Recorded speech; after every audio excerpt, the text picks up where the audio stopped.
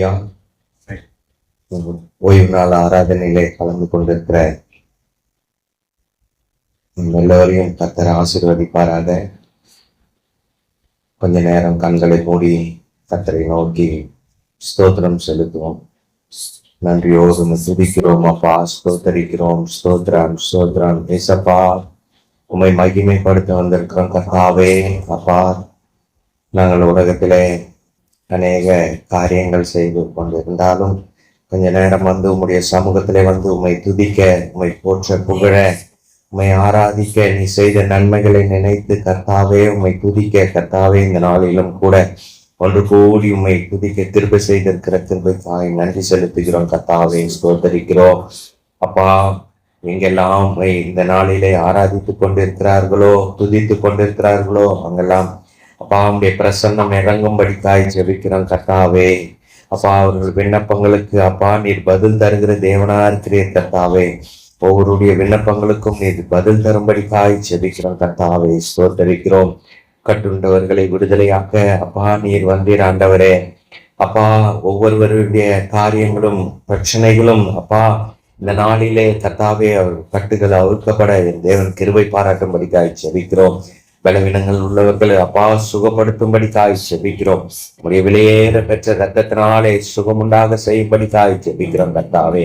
அப்பா, அந்த ஆராதனை வேலையிலே கர்த்தாவே நீர் அப்பா ஒவ்வொரு மேலையும் உடைய பிரசன்னம் இறங்கி கர்த்தாவே அவர்களுடைய பலவீனங்கள், அவர்களுடைய தேவைகள் சந்திக்கப்பட கர்த்தர் நீர் அப்பா கிருபை பாராட்டும்படிக்காய் ஜெபிக்கிறோம் கர்த்தாவே, ஸ்தோத்தரிக்கிறோம் கர்த்தாவே. பரிசுத்தம் இல்லாமல் ஒருவனும் தரிசிக்க முடியாத ஆண்டவரே, பரிசுத்தமாய் வாழ உதவி செய்யுங்க அப்பா. அப்பா உடைய பரிசுத்தம் எங்களிலே காணப்பட கர்த்தர் நீர் கிருபை பாராட்டும்படிக்காக ஜெபிக்கிறோம் கர்த்தாவே. ஒவ்வொருவரும் அப்பா ஆலயத்துக்கு வர தடைப்பட்டவர்களை சீக்கிரமாய் ஆலயத்துக்கு வந்து சேர கிருபை செய்கிறார்கள். ஆலயத்துல இருக்கிற ஒவ்வொரு மேலும் உடைய பிரசன்னம் இறங்கும்படிக்காக ஜெபிக்கிறோம் அப்பா. பேசுகிற தாசனை மறைத்து கர்த்தர் நீர் வெளிப்படும்படிக்காக ஜெபிக்கிறோம் அப்பா. தீர்க்க தரிசன வரங்களால் இன்னும் நிரப்பும்படிக்காக ஜெபிக்கிறோம் கர்த்தாவே. நன்றியோடு உம்மை துதிக்கிறோம் துதிக்கிறோம் துதிக்கிறோம், உம்மை மகிமைப்படுத்துகிறோம் கர்த்தாவே. தோகமது முடிவருந்தும் அப்பா பரிசுத்த ஆவியின் வல்லமை ஏசப்பா நீ பகிரங்கமா இறங்கும்படிக்காய் ஜெபிக்கிறோம். நீர் நடத்தும் பெரிய காரியம் செய்யுங்கப்பா, அற்புதம் அடையாளம் செய்யுங்கப்பா. வந்தவர்கள் வெறுமையாய் செல்லாதபடி கர்த்தாவே விடுதலையோடு செல்ல என் கர்த்தர் கிருபை பாராட்டும்படிக்காக ஜெபிக்கிறோம். நீரே மகிமைப்படுகிறாங்க. எல்லா துதிக்கான மகிமை எல்லாம் உமக்கே செலுத்துகிறோம். இயேசுவின் நாமத்தில் ஜெபிக்கிறோம் பிதாவே, ஆமென். கர்த்தருடைய நாமத்தை பாடல் மூலமாக மகிமைப்படுத்துவோம். எல்லாருக்கும் நன்றாக தெரிந்த பாடல். முதலாவது பாடலாக உம்மாலே நான் ஒரு சேனைக்குள் பாய்வேன், மதிலை தாண்டுவேன், ஐயா ஸ்தோத்திரம், ஏசையா ஸ்தோத்திரம் என்று சொல்லி ஆண்டவரை நாம் துதிக்க போகிறோம். இதை கர்த்தர் உண்டு பண்ணினால் இதிலே கனி கூர்ந்து நாம் மகிழ கடவோம் என்று வேதம் சொல்லுகிறது. அல்லேலூயா. நாம் துதிக்க ஆண்டவர் நம்மை படைத்திருக்கிறார். இந்த ஜனத்தை நான் எனக்கென்று படைத்திருக்கிறேன், அவர்கள் துதியை சொல்லி வருவார்கள். நம்ம கர்த்தரை துதிக்கிற ஜனம். அதனால் என் அன்பு தேவ பிள்ளைகளை மனதார கர்த்தரை துதிங்க, முழு பலத்தோடு முழு சிந்தையோடு அவரிடத்தில் அன்பு கூர்ந்து அவர் ஒருவருக்கே ஆராதனை செய்வாயாக என்று வேதம் சொல்லுகிறது. அதனால் நம்ம எல்லாரும் தேவனை மகிமைப்படுத்த நம்மை ஒப்பு கொடுப்போமா? அல்லேலூயா. உம்மாலே நான் ஒரு சேனைக்குள் பாய்வேன், உம்மாலே நான் ஒரு சேனைக்குள் பாய்வேன், மதிலை தாண்டிடுவேன், மதிலை தாண்டிடுவேன். உம்மாலே நான் ஒரு சேனைக்குள் பாய்வேன், உம்மாலே நான் ஒரு சேனைக்குள் பாய்வேன், மதிலை தாண்டிடுவேன், மதிலை தாண்டிடுவேன். ஐயா ஸ்தோத்திரம், ஏசையா ஸ்தோத்திரம், ஐயா ஸ்தோத்திரம், ஏசையா ஸ்தோத்திரம்.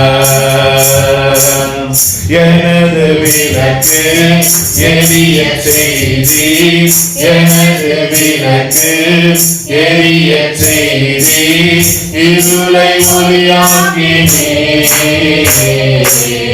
இருளை ஒளியாக்கினே.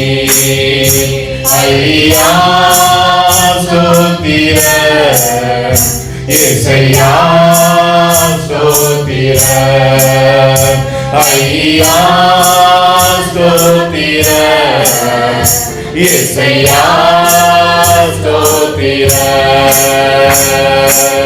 மான்களைப் போல ஓடச் செய்தி, மான்களைப் போல ஓடச் செய்தி, உயர அமரச் செய்தி, உயர அமரச் செய்தி. ஐயா ஸ்தோத்திரம், இயேசையா ஸ்தோத்திரம். சொல்லுங்க எல்லாரும், எல்லாரும் சொல்லுவோம், எல்லாரும் நாம் துதிப்போம்.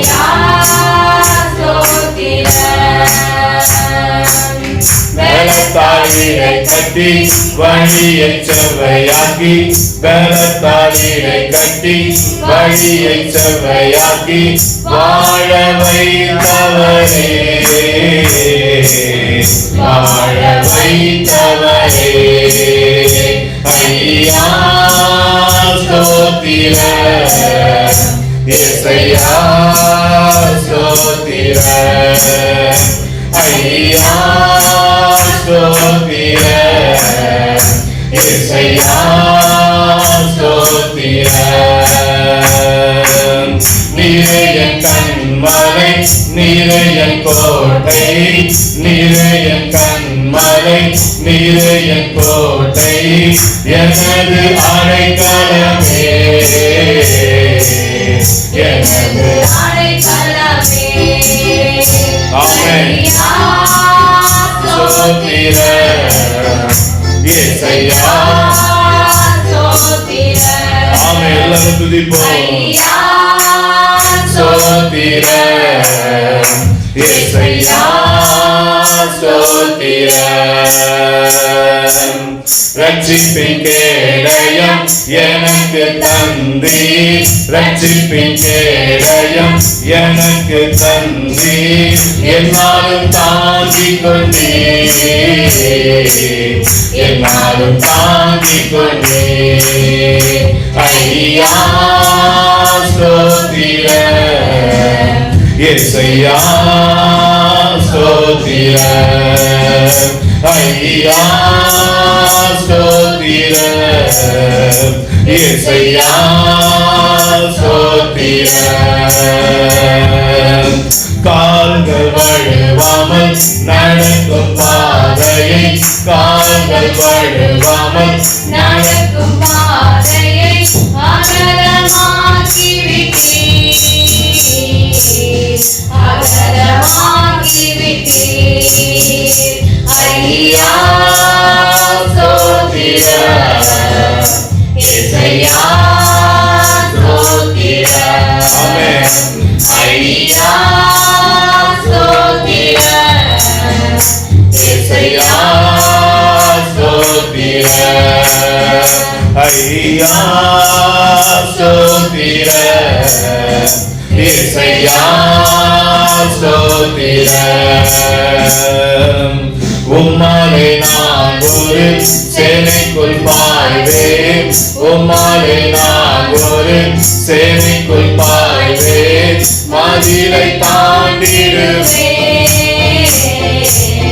மதிலை தாண்டிடுவேன். ஐயா ஸ்தோத்திரம், இயேசையா ஸ்தோத்திரம்.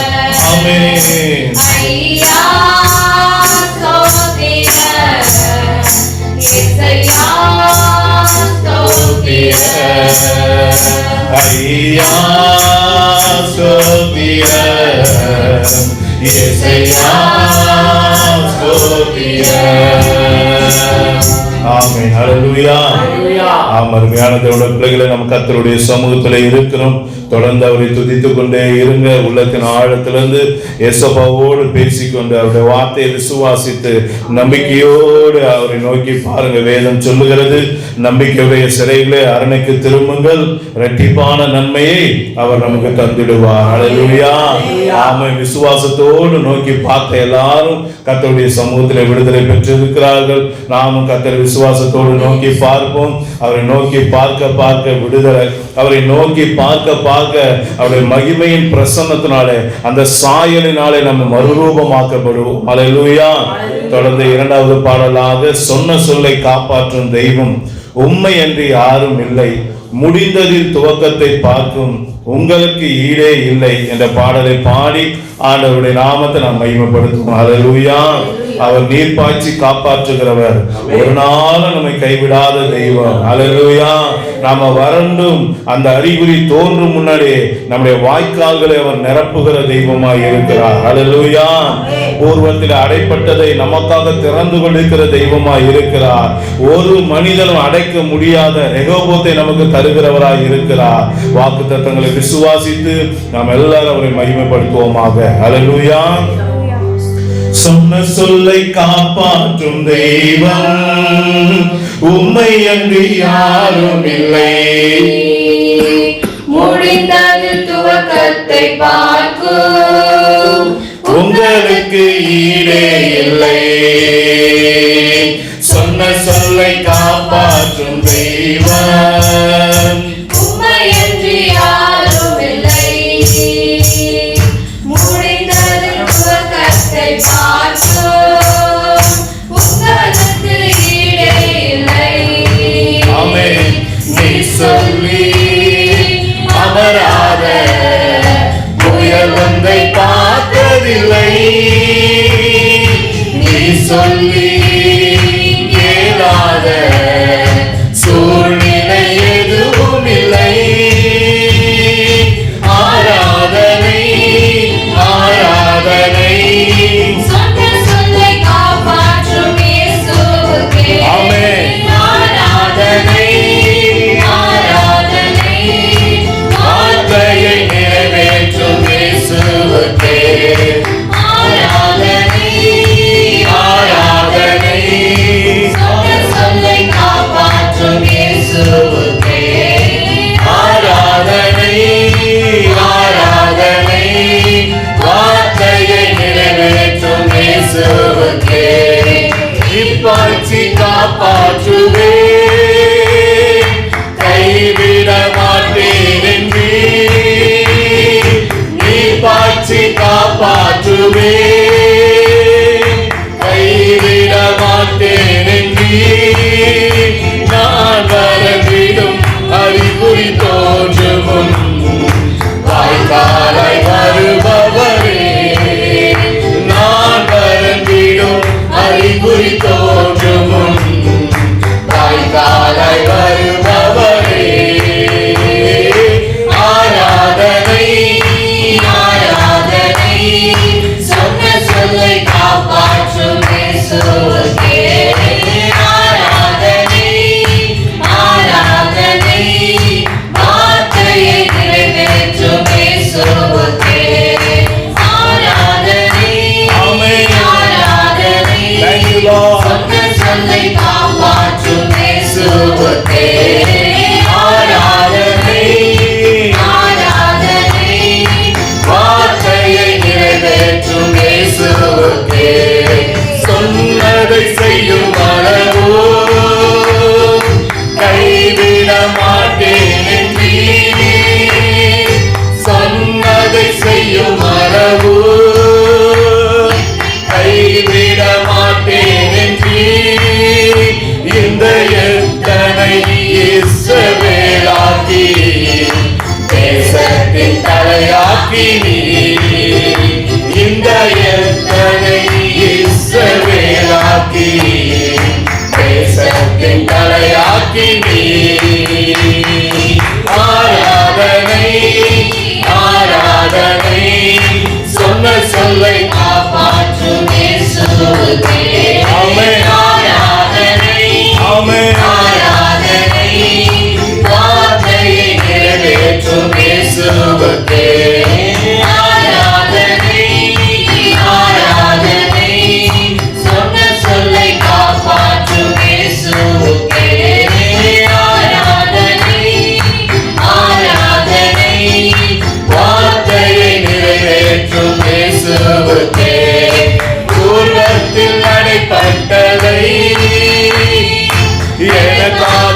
திறந்து வைத்தீர். சொல்லுவோமா?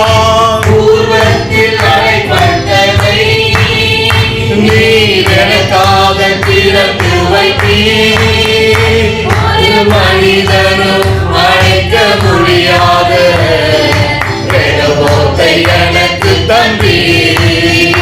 ஒரு மனிதனும் தடுக்க முடியாத ரெகோபோத்தை எனக்கு தந்தீர். ஆராதனை சொல்லுவோமா? ஆராதனை ஆமென். அப்பாவை பார்த்து ஆமென். விசுவாசத்தோடு glory, glory. ஆராதனை வார்த்தையை நிறைவேற்றும் இயேசுவுக்கே.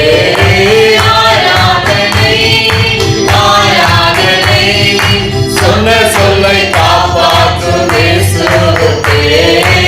ஆராதனை ஆராதனை வார்த்தையை நிறைவேற்றும் இயேசுவுக்கே.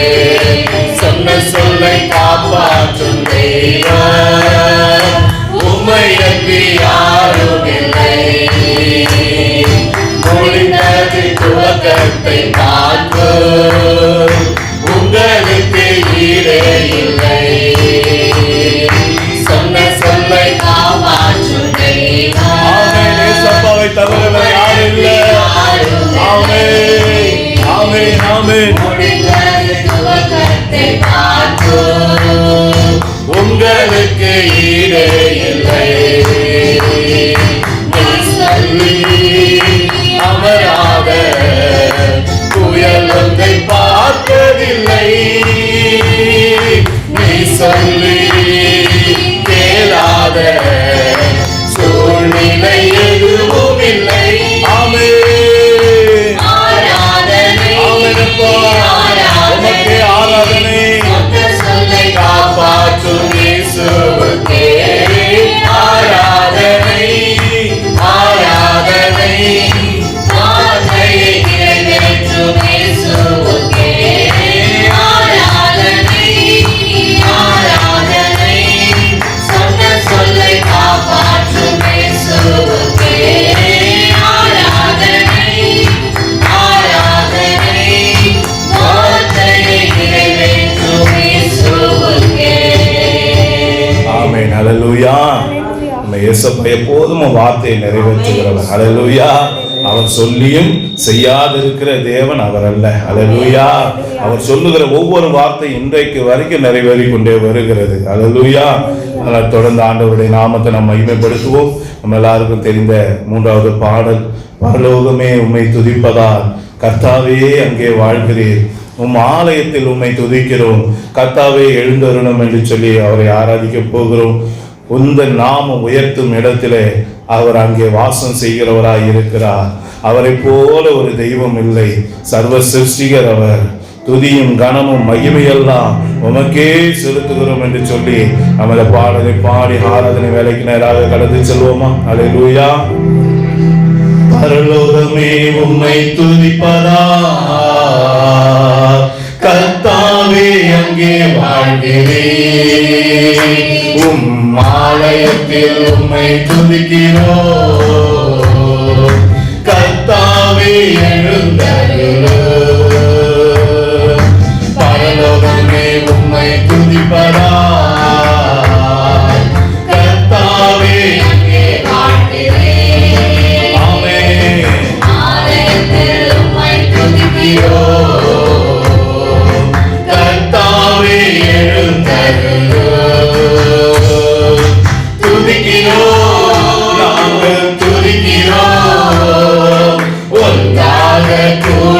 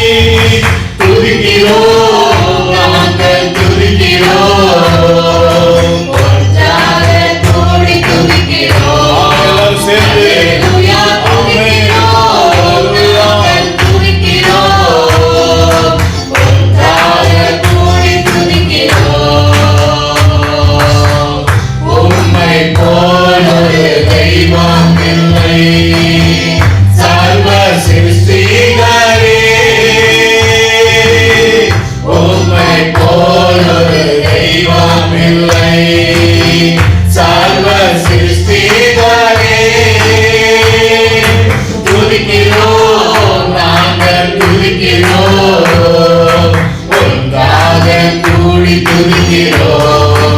அல்லேலூயா துதிக்கிறோம், நாங்கள் துதிக்கிறோம். ஒன்றாக கூடி துதிக்கிறோம். துதியும் கனமும் மகிமை எல்லாம் உமக்கே செலுத்துகிறோம். துதியும் கனமும் மகிமை எல்லாம் உமக்கே செலுத்துகிறோம். ஆமென். துதிக்கிறோம், நாங்கள் துதிக்கிறோம். ஒன்றாக கூடி துதிக்கிறோம். அல்லேலூயா துதிக்கிறோம், நாங்கள் துதிக்கிறோம். ஒன்றாக கூடி துதிக்கிறோம். அல்லேலூயா துதிக்கிறோம், நாங்கள் துதிக்கிறோம். ஒன்றாக கூடி துதிக்கிறோம். அல்லேலூயா துதிக்கிறோம், நாங்கள் துதிக்கிறோம். ஒன்றாக கூடி துதிக்கிறோம். பரலோகமே உம்மை துதிப்பதால் கர்த்தாவே அங்கே வாழ்கிறேன். உம் ஆலயத்தில் உம்மை துதிக்கிறோம். கர்த்தாவே எழுந்தருளும். ஆமென். பரலோகமே உம்மை துதிப்பதால் கர்த்தாவே அங்கே வாழ்கிறேன். உம் ஆலயத்தில் உம்மை துதிக்கிறோம். கர்த்தாவே எழுந்தருளும். துதிக்கிறோம், நாங்கள் துதிக்கிறோம். ஒன்றாக கூடி துதிக்கிறோம். அல்லேலூயா துதிக்கிறோம், நாங்கள் துதிக்கிறோம். ஒன்றாக கூடி துதிக்கிறோம். உந்தன் நாமம் உயர்த்தும் இடத்தில் சொல்லுவோம். அங்கே வாசம் செய்வீர். ஆமென். இயேசுவின் நாமத்தை உயர்த்துகிற இடத்துல அவர் இறங்கி வந்து மகிமைப்படுகிற தேவனாய் இருக்கிறார். ஆமென். அங்கே வாசம் செய்வீர். ஆமென். ராஜா ஸ்தோத்திரம். துதிக்கிறோம், நாங்கள் துதிக்கிறோம். ஒன்றாக கூடி துதிக்கிறோம். அல்லேலூயா துதிக்கிறோம், நாங்கள் துதிக்கிறோம்.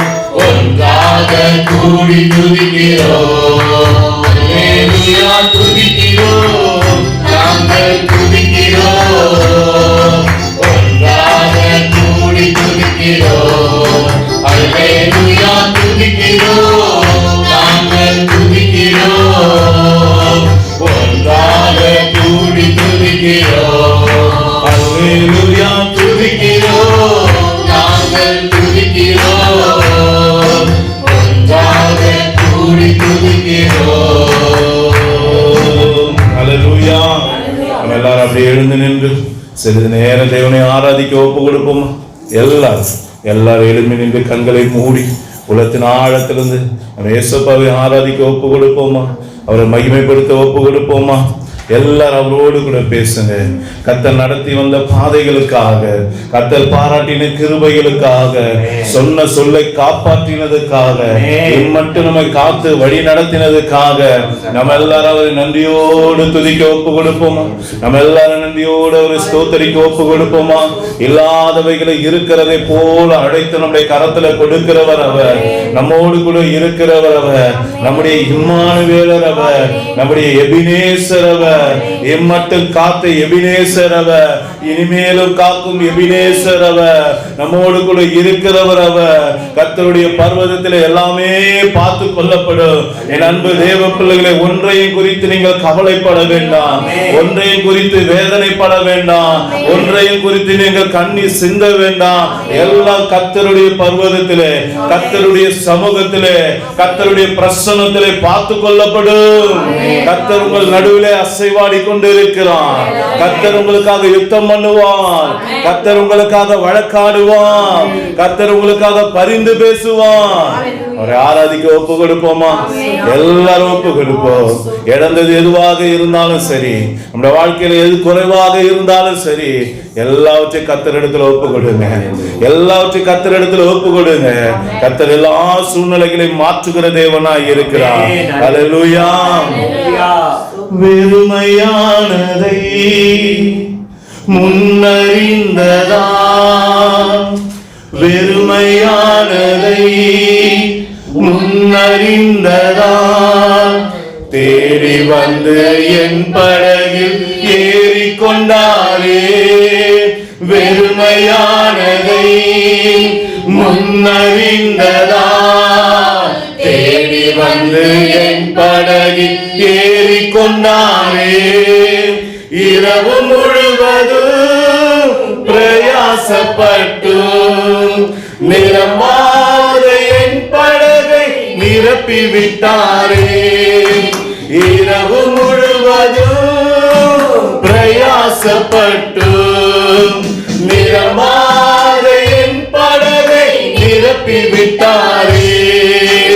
ஆராதிப்போமே அவரை முழு மனதாய், ஆராதிப்போமே அவரை தலைமுறையாய்,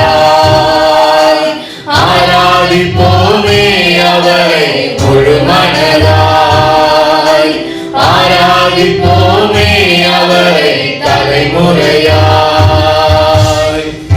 வாக்கு தந்ததில் கொண்டு சேர்த்திட பாதையெல்லாம் நிழலாக கூட வந்தாரே. வாக்கு தந்ததில் கொண்டு சேர்த்திட பாதையெல்லாம் நிழலாக கூட வந்தாரே. போகும் வழியெல்லாம் உணவானாரே. வாக்கு தந்த கானானை கையளித்தாரே.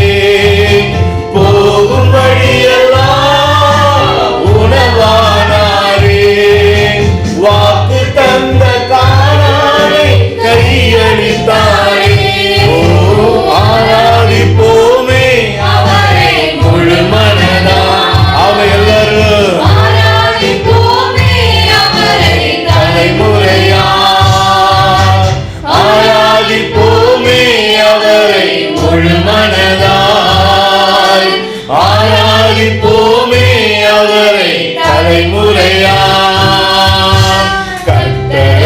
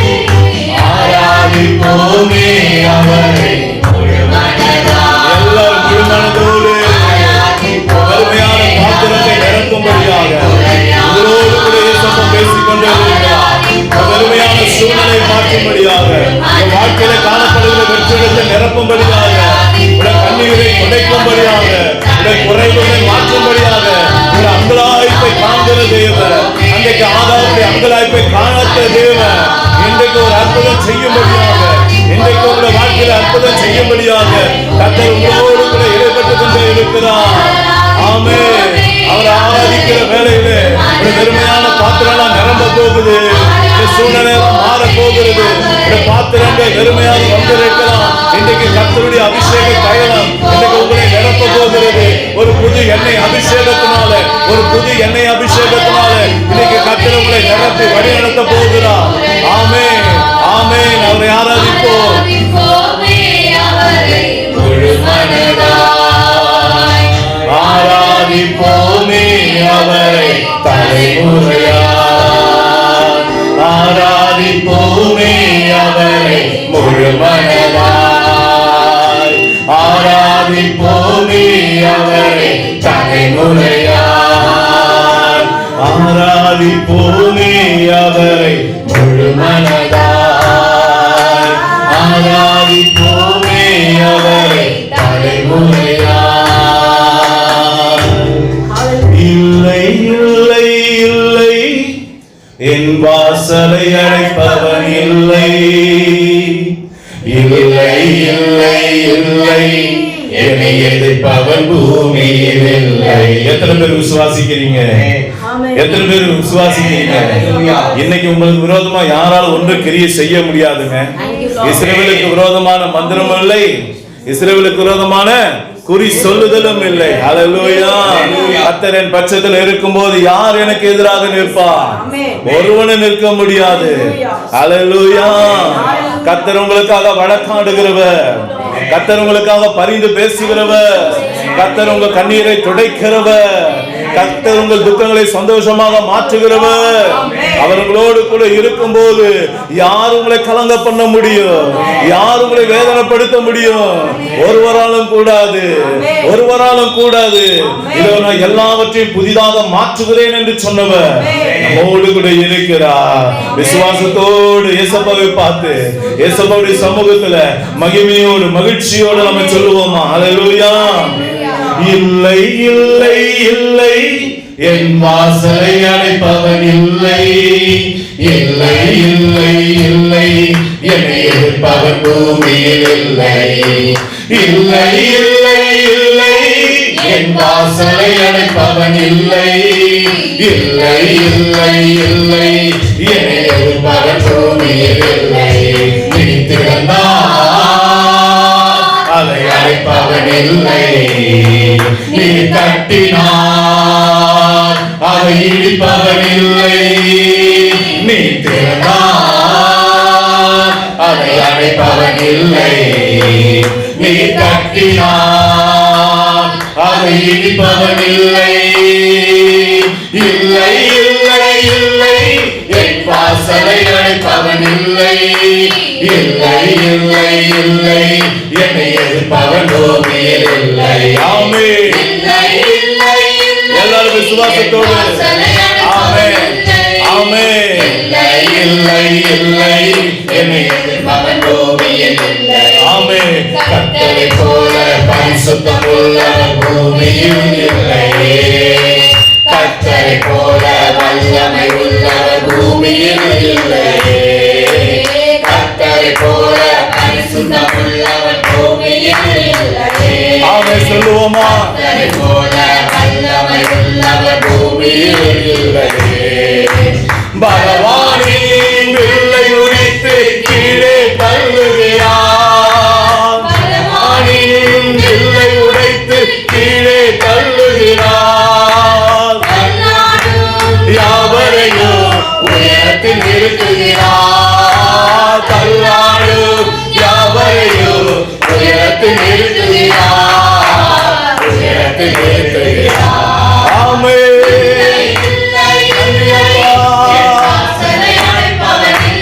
இல்லை, ஒருவர் இல்லை. ஆமென். நன்றி ராஜா. ஆமென். நன்றி, நன்றி தகப்பனே. ஆமென். விசுவாசத்தோடு ஆமென். இல்லை இல்லை இல்லை இல்லை இல்லை என் வாசலை அடைப்பவன் இல்லை இல்லை இல்லை இல்லை என்னை எடுப்பவன் பூமியில் இல்லை இல்லை இல்லை இல்லை என் வாசலை அடைப்பவன் இல்லை இல்லை இல்லை இல்லை என்னை எடுப்பவன் பூமியில் இல்லை நாசி சுவாசத்தால் செங்கடலை அவர் தாய் பிளந்தவரா பாகோர் சேனையை தப்ப விடாமல் கடலில் அடைத்தவரா நாசி சுவாசத்தால் செங்கடலை அவர் இரண்டாய் பிளந்தவரா. ஆமென். இயேசுவின் வல்லமை. ஆமென்.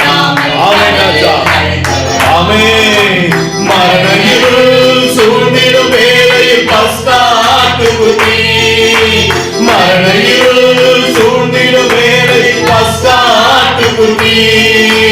வாதை எங்கள் கூடாரத்தை என்றும் அணுகாது. வாதை எங்கள் கூடாரத்தை என்றும் அணுகாது. என்றும் அணுகாது. இல்லை இல்லை இல்லை என் வாசலை அடைத்தவன் இல்லை. ஆமென். ஆமென். ஹல்லேலூயா. நன்றி ராஜா உம்முடைய பிரசன்னம். ஆமென்.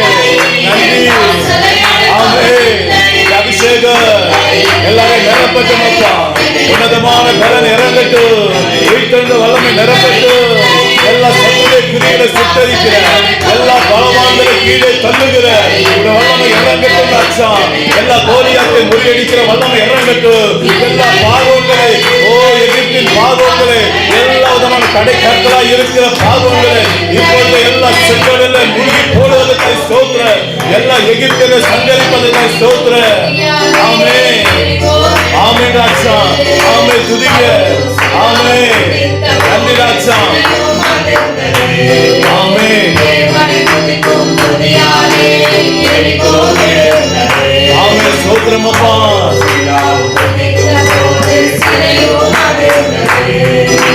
துதியாலே சாத்தானை கீழே தள்ளிடுவோம். துதியாலே சாத்தானை கீழே தள்ளிடுவோம். திறந்த வாசல் நம் முன்னே கொடியை ஏற்றிடுவோம். திறந்த வாசல் நம் முன்னே கொடியை ஏற்றிடுவோம். கொடியை ஏற்றிடுவோம். இல்லை இல்லை இல்லை என் வாசலை அடைப்பவன் இல்லை இல்லை இல்லை. ஆமென். ஆமென். விசுவாசத்தோடு ஆமென்.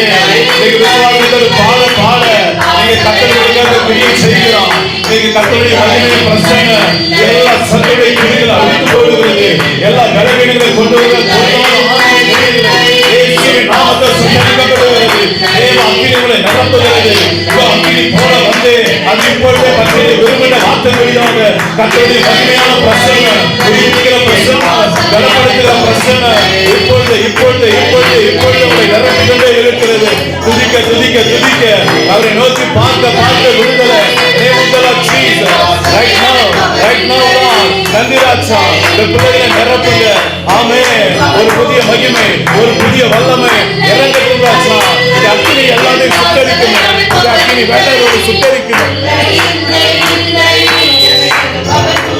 ஆமென். இந்த அக்கினி அபிஷேகம் நிரப்பட்டு அக்கினி அபிஷேகம் நிரப்பட்டு ஆவியில் அனலாய் மாற்றுங்க. எல்லாரும் எழுதி பிரகாசிக்கட்டும். எழும்பு எழும்பு சீயோனே உன் வல்லமையை தரித்துக்கோ. எழும்பு எழும்பு எருசலேமே உன் வல்லமையை தரித்துக்கோ.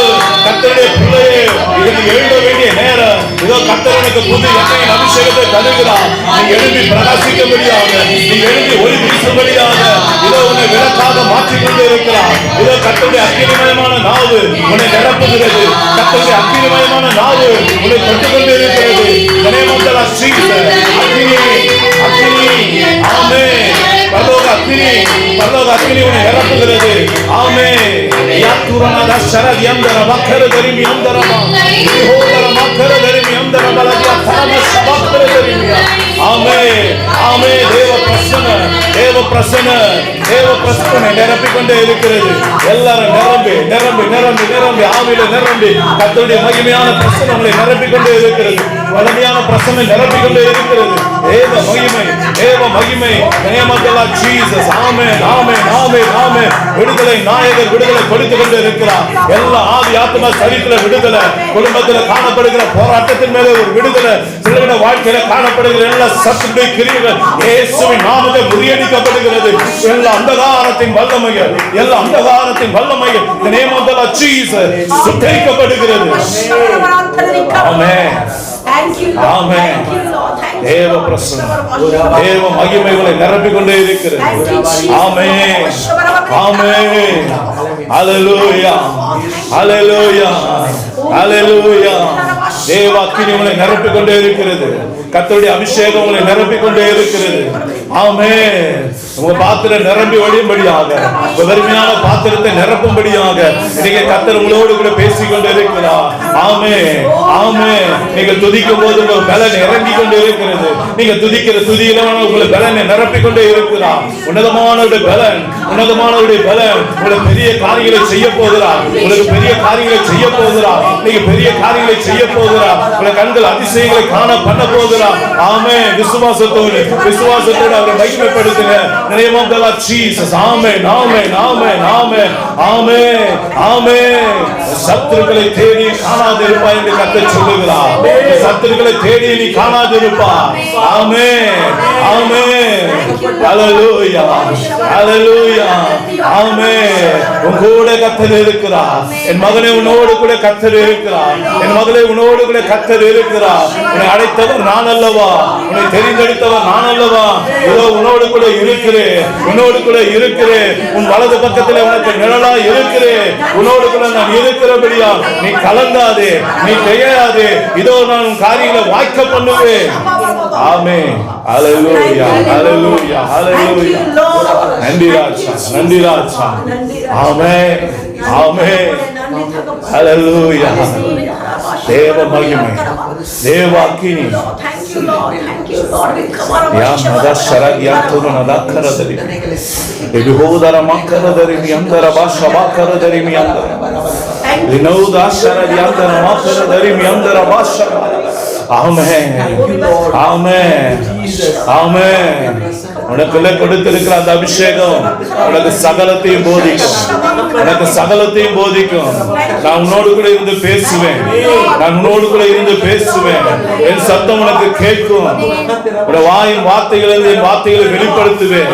நீ பேசும்போது ஞானம் விளங்கும், நீ பேசும்போது உன் ஞானம் விளங்கும். நீ பேசும்போது எல்லா சத்துருடைய நுகத்தடிகளும் முறித்து போடுவார். உன் வாயை திறக்க எல்லா சத்துருவின் பிடியில் இருக்க சத்துரு விடுதலையாக்கப்படுவார்கள். இன்றைக்கு கர்த்தர் நாவில ஒரு புது வல்லமையை நிரப்பிக் கொண்டு இருக்கிறார், ஒரு புது வல்லமையால் நிரப்பிக் கொண்டே இருக்கிறார். அன்றைக்கு மோசேயோட வாயிலிருந்து கர்த்தர் பேசினது போல இன்றைக்கு உங்களோடு கூட இருந்து பேச போகிறார். நீங்க பேச பேச ஜனங்கள் விடுதலை ஆவாங்க, நீங்க பேச பேச ஜனங்கள் உயிர்ப்பிக்கப்படுவாங்க, நீங்க பேச பேச ஜனங்கள் ரட்சிக்கப்படுவாங்க. நீங்க பேச பேச கர்த்தருடைய கிரியை உங்களுக்காக வெளிப்படுவதை பார்ப்பீங்க. கர்த்தருடைய வாய் போல மாறப் போகிறது. உங்கள் வாய் கர்த்தருடைய வாயை போல மாறுகிறது. உங்கள் வாய் கர்த்தருடைய வாயாக மாறுகிறது. கர்த்தர் உங்களை கொண்டு பெரிய காரியங்களை செய்ய போகிறார். உங்கள் மூலமாக கர்த்தர் இடையே போகிறார். சில பேருக்கு உங்கள் மூலமாக தின சாட்சியாக கடிந்து கொள்ள போகிறார். சில பேர்களை கட்டும்படியாக கர்த்தர் உங்களை எழுப்ப போகிறார். யாத்துனா ராஷரத் யந்தர மக்கர தரிமி அந்தரமா இதுஹோதர மக்கர தரிமி. ஹalleluya, ஹalleluya, ஹalleluya. ஆமென். கர்த்தருடைய பிரசன்னங்களை நிரப்பிக் கொண்டே இருக்கிறது. ஆமென். ஹalleluya. Thank you Lord. Thank you Lord Jesus. ஆமென். உன்னை கொண்டு பெரிய காரியங்களை செய்வேன், உன்னை கொண்டு பெரிய காரியங்களை செய்வேன். நீ நினையாத வழியில உன்னை நடத்துவேன். இதுவரைக்கும் நீ நடக்காத பாதையில உன்னை நடத்துவேன். உன்னை அதிசயமாக நான் நடத்துவேன். உனக்கு விரோதமாக எழும்புகிற எந்த கிரிகளும் வாய்க்காது. நான் பட்சத்தில் இருக்கிறேன், நான் உனக்கு துணையா இருக்கிறேன். நீ எதை குறித்து கலங்காதே. நான் உனக்கு சொல்லவில்லையா? நீ எழும்பி காரியங்களை நடப்பி என்று நான் உனக்கு சொல்லவில்லையா? நீ காரியத்தை நடத்து, உன்னோடு கூட இருந்து நான் நடப்பிக்கிறேன் நான் அல்லவா?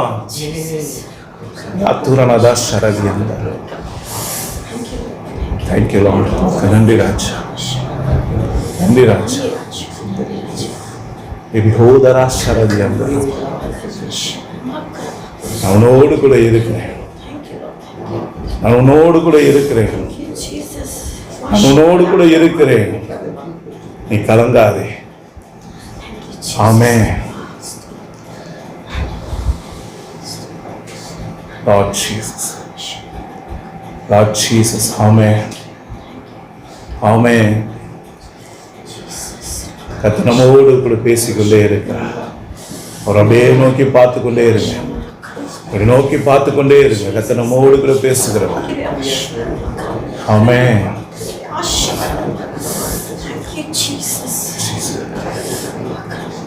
நன்றி ராஜா, உமக்கு ஸ்தோத்திரம்.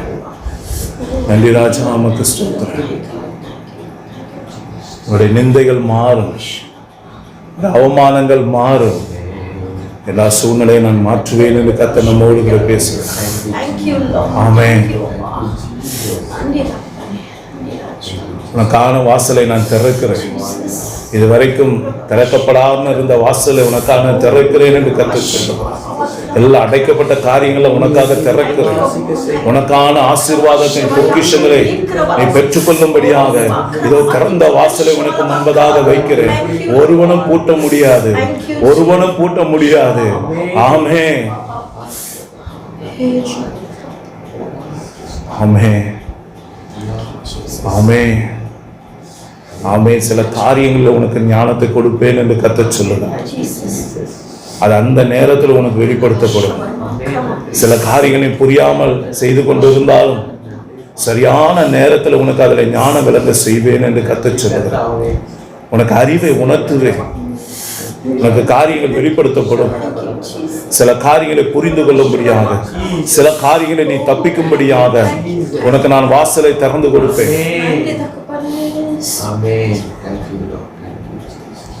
ஹல்லேலூயா. கர்த்தர் நம்மோடு பேசின வார்த்தைகளுக்காக நம்ம எல்லாரும் இயேசுவை நோக்கி ஸ்தோத்திரம் பண்ணுவோமா? ஆமென். இயேசுப்பா, இம்மட்டும் எங்களை காத்து வழி நடத்தினீர். இந்த ஆராதனை முழுவதும் கர்த்தருடைய கரங்களோடு கூட இருந்தது. எங்கள் பிள்ளைகளோடு இந்த வாரம் முழுவதும் கர்த்தாவே, எங்கள் விசுவாச பிள்ளைகள் எல்லாருடைய குடும்பத்திலும் கர்த்தருடைய மகிமையின் பிரசன்னம் தங்கி தாபரிக்க வேண்டுமே. ஒவ்வொருடைய அப்பத்தின் தண்ணீரை ஆசீர்வதிக்க வேண்டுமே. எங்கள் பிள்ளைகளோட போக்கில வரத்தினுடைய கரம் கூட இருக்கணுமே. அவளை மகிமையாக வழி நடத்தணுமே. எங்கள் பிள்ளைகளை சாட்சியாக நிறுத்தணுமே. கர்த்தர் நம்மை அப்படியாக நிறுத்தும்படியாக நம்ம எல்லாரும் இயேசுவை நோக்கி ஸ்தோத்திரம் பண்ணுவோமா? ஊழியத்தோடு கர்த்தருடைய கரம் இருக்கும்படியாக, ஊழியத்தினுடைய எல்லைகளை கர்த்தர் விரிவாக்கும்படியாக, ஊழியத்துக்கு கொடுத்த தரிசனத்தின்படி கர்த்தருடைய கரங்களோடு கூட இருக்கும். அநேக ஜனங்கள் விசுவாசிகளாகி கர்த்தரிடமாக திரும்புவார்கள் என்று ஆண்டவர் வாக்கு கொடுத்தார். அந்த வாக்குத்தத்தத்தை நிறைவேற்றும்படியாக, எல்லா தடைகளை நீக்கி போடும்படியாக கர்த்தரால் முன்குறிக்கப்பட்ட அவருடைய ஆடுகள் என் சத்தத்துக்கு செவி கொடுக்கும் என்று சொன்னாரே. அவருடைய மந்தையின் ஆடுகள் இந்த இடத்தில் கூட்டி சேர்க்கும்படியாக நாம் எல்லாரும் இயேசுவை நோக்கி ஸ்தோத்திரம் பண்ணுவோமா? ஆமென். இயேசுப்பா, என் மட்டும் காத்த எபினேசரே, இனிமேலும் நீர் வழி நடத்த போகிற தயவுக்காக உமக்கு ஸ்தோத்திரம். உடைய கரத்தை ஒப்பு கொடுக்கிறோம். கர்த்தர் பெரிய காரியங்களை செய்யுங்க இயேசுவின் நாமத்தினாலே. ஆமென். ஆமென். ஹல்லேலூயா.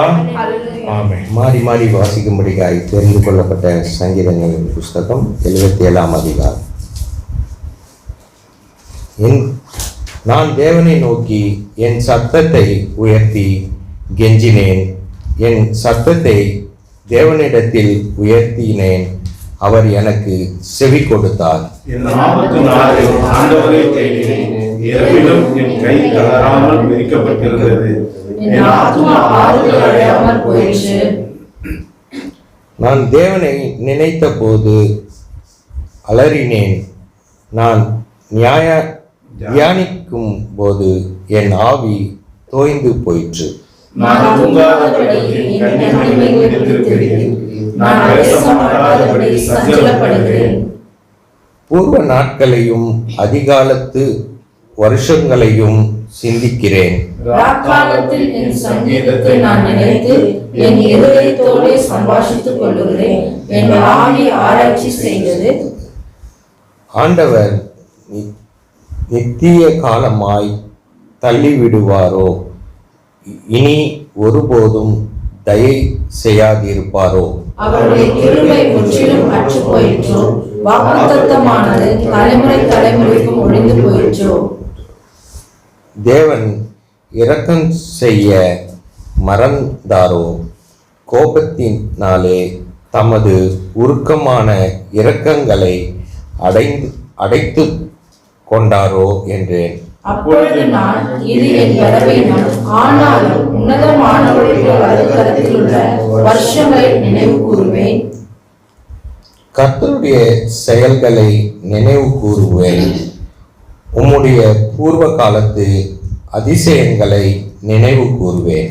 உம்முடைய கிரியைகளை எல்லாம் தியானித்து உம்முடைய செயல்களை யோசிப்பேன் என்றேன். தேவனே, உமது வழி பரிசுத்த ஸ்தலத்தில் உள்ளது. உம்முடைய தேவனை போல பெரிய தேவன் யார்? அதிசயங்களை செய்கிற தேவன் நீரே, ஜனங்களுக்குள்ளே உம்முடைய வல்லமையை விளங்க பண்ணினீர். யாக்கோபு யோசேப்பு என்பவர்களின் புத்திரராகிய உம்முடைய ஜனங்களை உமது புயத்தினாலே மீட்டு கொண்டீர். ஜனங்கள் உம்மை கண்டது, தேவனே, ஜனங்கள் உம்மை கண்டு தத்தளித்தது, ஆழங்களும் கலங்கினது. மேகங்கள் ஜலங்களை பொழிந்தது, ஆகாய மண்டலங்கள் முழக்கமிட்டது.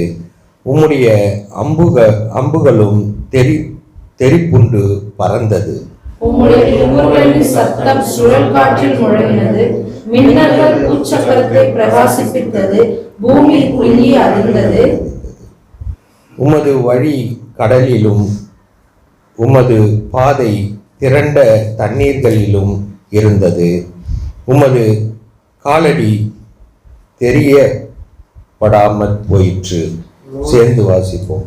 மோசே, ஆரோன் என்பவர்கள் கண்டார், உமது ஜனங்களை ஒரு ஆட்டு மந்தையைப் போல் வழிநடத்தினீர். ஆமென். வாசிக்கும்படியாக தெரிந்து கொண்ட வேத பாடம் 1 பேதுரு 5ஆம் அதிகாரம் 1 11 வரை. 1 பேதுரு 5ஆம் அதிகாரம் 1 11 வரை.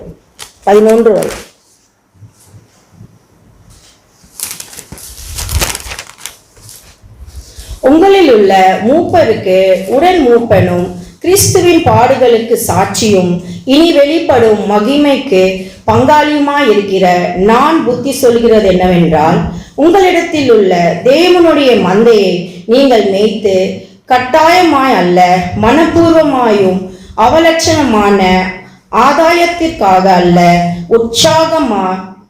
உற்சாக மனதோடும் சுதந்திரத்தை இருமாப்பாய் ஆளுகிறவர்களுக்காக அல்ல, மந்தைக்கு மாதிரியாகவும் கண்காணிப்பும் செய்யுங்கள். அப்படி செய்தால் பிரதான மேய்ப்பர் வெளிப்படும் போது மகிமையுள்ள வாடாத கிரீடத்தை பெறுவீர்கள். அந்தபடி இளைஞரே, மூப்பருக்கு கீழ்ப்படியுங்கள். நீங்கள் எல்லாரும் ஒருவருக்கொருவர் கீழ்ப்படிந்து மனத்தாழ்மையை அணிந்து கொள்ளுங்கள். பெருமை உள்ளவர்களுக்கு தேவன் எதிர்த்து நிற்கிறார், தாழ்மை உள்ளவர்களுக்கோ கிருபை அளிக்கிறார். ஆகையால் ஏற்ற காலத்திலே தேவன் உங்களை உயர்த்தும்படிக்கு அவருடைய பலத்த கைக்குள் அடங்கியிருங்கள். அவர் உங்களை விசாரிக்கிறவராயிருக்கிறபடியால் உங்கள் கவலைகள் எல்லாம் அவர் மேல் வைத்து விடுங்கள். தெளிந்த புத்தியுள்ளவர்களாயிருங்கள், விழித்திருங்கள். ஏனெனில் உங்கள் எதிராளியாகிய பிசாசானவன் கெர்ச்சிக்கிற சிங்கம் போல் எவனை விழுங்கலாமோ என்று வகை தேடி சுற்றி திரிகிறான்.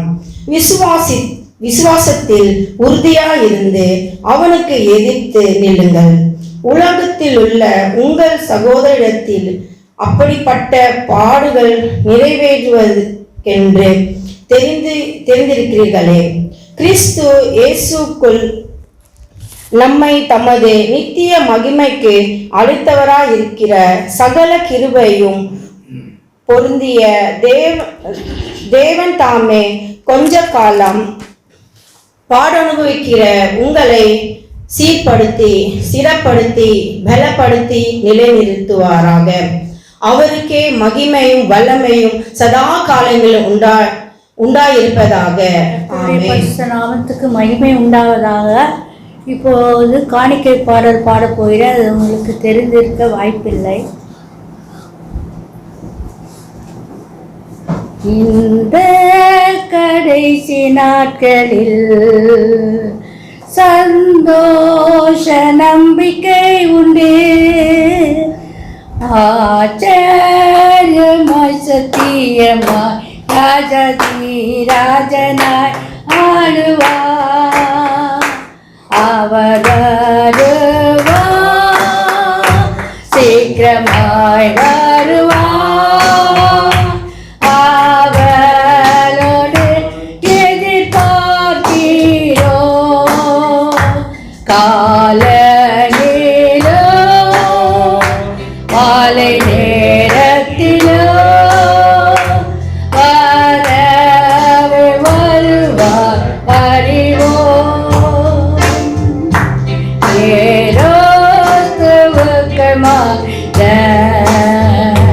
கணக்கில்லாத பக்தர்கள் ஆகாயத்தில் பறந்து போ அவருடன் என்றென்றும் ஜீவிப்போம். அவர் வருவார், சீக்கிரமாய் வருவார். அவரோடு எதிர்பார்க்கிறோம்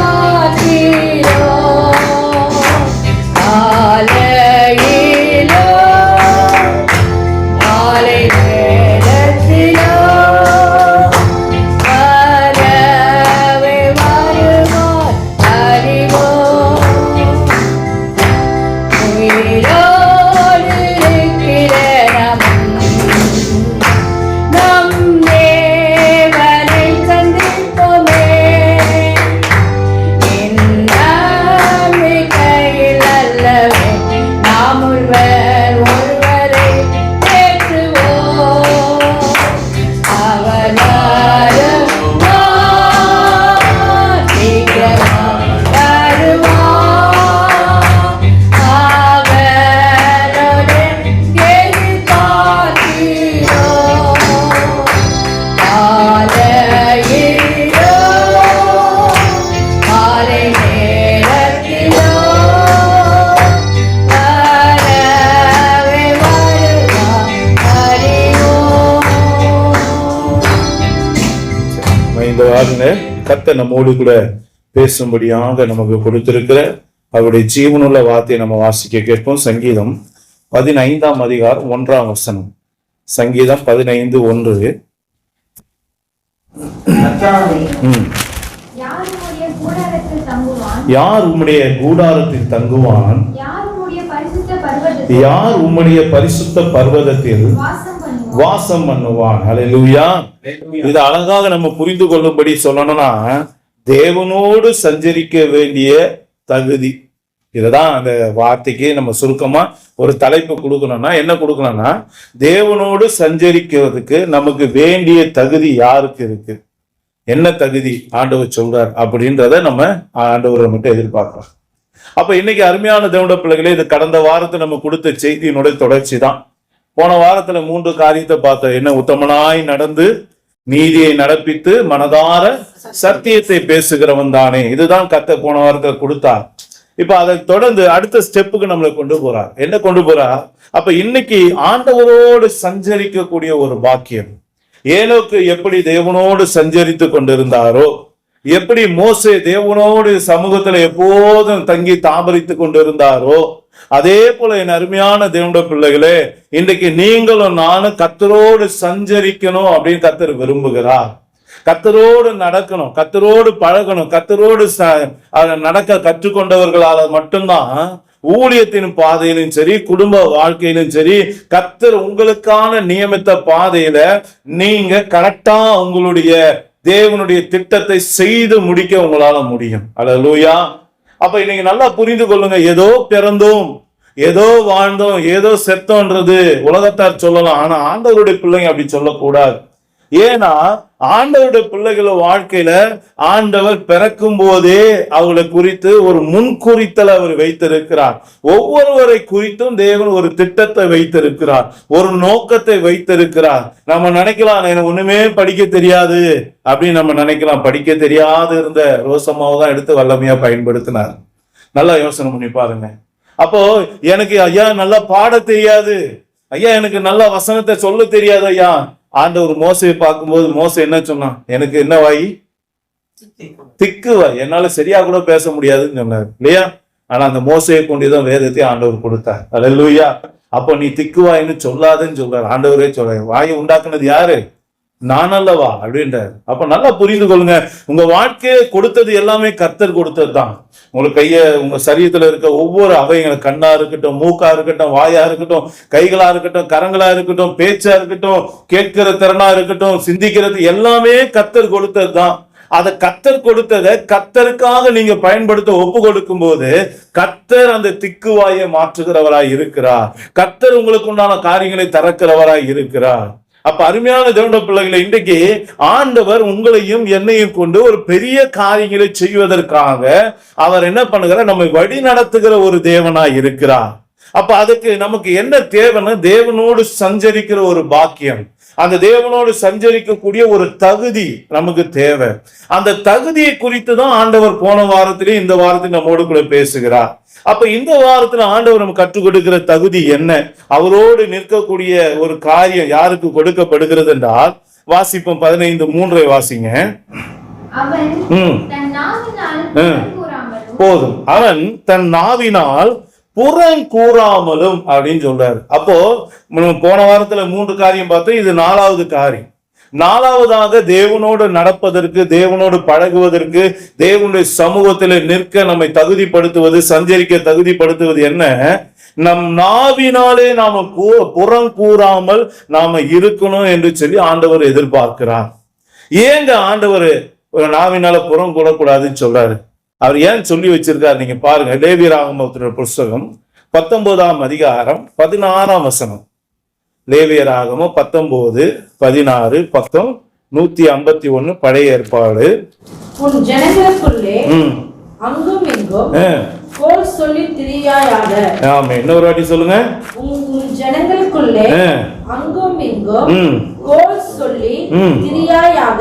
அப்புறம் பிறனுடைய இரத்த பழிக்கு உட்பட வேண்டாம் கர்த்தர். ஆமா, நல்லா ஆண்டவர் சொல்ற காரியத்தை நல்லா கவனிங்க. அந்த வார்த்தையெல்லாம் நல்லா புரிந்து படித்தாதான் அதனுடைய அர்த்தங்கள் உங்களால புரிந்து கொள்ள முடியும். என்ன சொல்றாரு பாருங்க, உன் ஜனங்களுக்குள்ளே அப்படின்னா என்ன அர்த்தம்னா, உன்னை போல கர்த்தரை கர்த்தரை தெரிந்து கொண்டவர்கள், கர்த்தரை ஆராதிக்கிறவர்களை பத்தி இங்க ஆண்டவர் சொல்றாரு.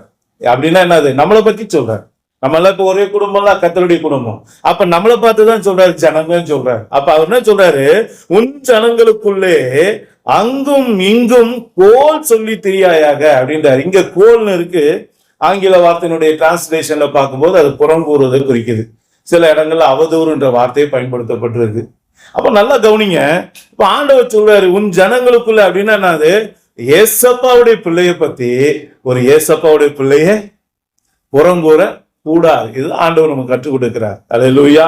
அப்போ அதை கர்த்தர் வெறுக்கிறார். இதன் நிமித்தம் என்ன உண்டாகும் அப்படின்னு நாங்க சொல்றாரு பாருங்க, பிறனுடைய இரத்த பழிக்கு உட்பட வேண்டாம், நான் கர்த்தர் என்று சொல்றாரு. அப்ப நல்லா புரிஞ்சுங்க, இங்க ஏன் ஆண்டவர் இந்த வார்த்தையை சொல்றாரு? புறங்கூறுவது அவ்வளவு பெரிய காரியமா அப்படின்னு நீங்க நினைக்கலாம். அழகா பவுல் ஐயா சொல்றாரு, என்னுடைய மேன்மை பாராட்டுதலை ஒருவன் தூசிக்கும் போது, ஒருவன் அதை நிந்தித்து பேசுறது, அது எப்படிப்பட்டது? அதை காட்டில நான் சாகிறது நலமா இருக்கும் என்று சொல்றாரு. நீங்க நினைக்கலாம், ஐயா நான் யாரையும் கொலை செஞ்சதில்லை. உண்மைதானே? எல்லாரும் சொல்ல முடியுமா? நான் யாரை கொலை செஞ்சிருக்கீங்களா? யாராச்சும் எப்பயாச்சும் ஏதாவது ஒரு கொலை இல்லை. ஆனா வசனம் சொல்லுது, மற்றவங்களுடைய காரியத்தை நாம நிந்திச்சு பேசணும். நம்ம என்ன பண்றோம்னா கொலை செய்யறோம்னு அர்த்தம்.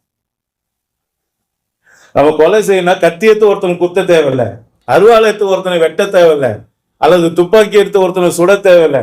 வசனம் சொல்லுகிறது, நீங்க ஒருவரை புறங்கூறினாலே, ஒருத்தரை நிந்தித்து பேசினாலே, ஒருத்தரை அவமானப்படுத்தினாலே வேதம் சொல்லுகிறது நீங்க என்ன பண்ணிட்டீங்கன்னா அவங்கள கொலை செய்துட்டீங்கன்னு சொல்றேன். அவங்கள நீங்க கொலை செஞ்சிட்டீங்கன்னு சொல்றாரு. அப்ப அருமையான தேவனுடைய பிள்ளைகளை, நீங்க நம்ம அறிந்து கொள்ள வேண்டிய ஒரு சத்தியம் என்ன? புறங்கூறுவது ஒரு கொலை செய்கிறதுக்கு சமமான ஒரு செயல். அல்லேலூயா. அப்ப இன்னைக்கு அருமையான தேவனுடைய பிள்ளை, அதனாலதான் ஆண்டவர் சொன்னாரு, பிறனுடைய இரத்தப்பழிக்கு நீ உட்படாத, அதுக்கு நீ உன்னை ஒப்பு கொடுக்காத அப்படின்னு. அப்படின்னா என்ன அர்த்தம்? நீ பேசுகிற வார்த்தை நிமித்தமாக அவனுடைய ஆவி முறிந்து போச்சுன்னா அவனை யாரால தாங்க முடியும் அப்படின்ற. நல்லா புரிஞ்சுக்க, ஒரு மனுஷனுடைய ஆவி முறிஞ்சு போச்சுன்னா அவன் செத்ததுக்கு சமம். அல்லேலூயா. அப்ப நல்லா புரிந்து கொள்ளுங்க. அப்ப புறங்கூறுகிற காரியம், மற்றவங்களை குறித்து அவதூறா பேசுகிற காரியம், மற்றவங்களை நிந்தித்து பேசுகிற காரியம், மற்றவங்களை துக்கப்படுத்துகிற மாதிரி நம்ம பேசுகிற காரியம், மற்றவங்களை கேவலப்படும்படியாக நம்ம பேசுகிற காரியம், வேதம் சொல்லுகிறது அது எப்படிப்பட்டதுன்னா அது கொலை பண்ணுவதற்கு சமானம். நம்ம இது வரைக்கும் நம்ம யாரையுமே கொலை பண்ணல நினைச்சுக்கிட்டு இருக்கோம். 10 கட்டளையில ஒண்ணு என்னது? கொலை செய்யாதிருப்பாயாக. அதையே நம்ம என்ன பண்ணியிருக்கோம்? நம்முடைய வாயின் வார்த்தையினால செய்துதான் இருக்கோம். அல்லேலூயா. அப்ப நம்ம அப்படிலாம் சொல்லவே முடியாது. கத்தி எடுத்து குத்துனாதான் கொலை கிடையாது. உங்க வார்த்தையினால ஒருத்தனை குத்துனா கூட அதுக்கு பேர் கொலை தான். அல்லேலூயா. அப்ப இன்னைக்கு நம்ம கவனமா இருக்கணும். நம்ம வாயின் வார்த்தையில கவனமா இருக்கணும் கர்த்தர் சொல்றாரு. இரண்டாவதாக அவர் எதுக்காக அவர் சொல்றாரு அப்படி பாருங்க. 1 பேதுரு 2ஆம் அதிகாரம் 2ஆம் வசனத்தை வாசிங்க. பக்கம் 318 புதிய ஏற்பாடு. 1 பேதுரு 2:2. சகல குணத்தையும் சகலவித கபடத்தையும் வஞ்சகங்களையும் பொறாமைகளையும் ஆமென் சகலவித புறங்கூறுதலையும் ஒழித்து விட்டு. நல்லா கவனிச்சீங்களா? ஆண்டவர் சொல்றாரு, அழகா தன்னுடைய ஊழியக்காரன் மூலமாக சொல்றாரு பாருங்க.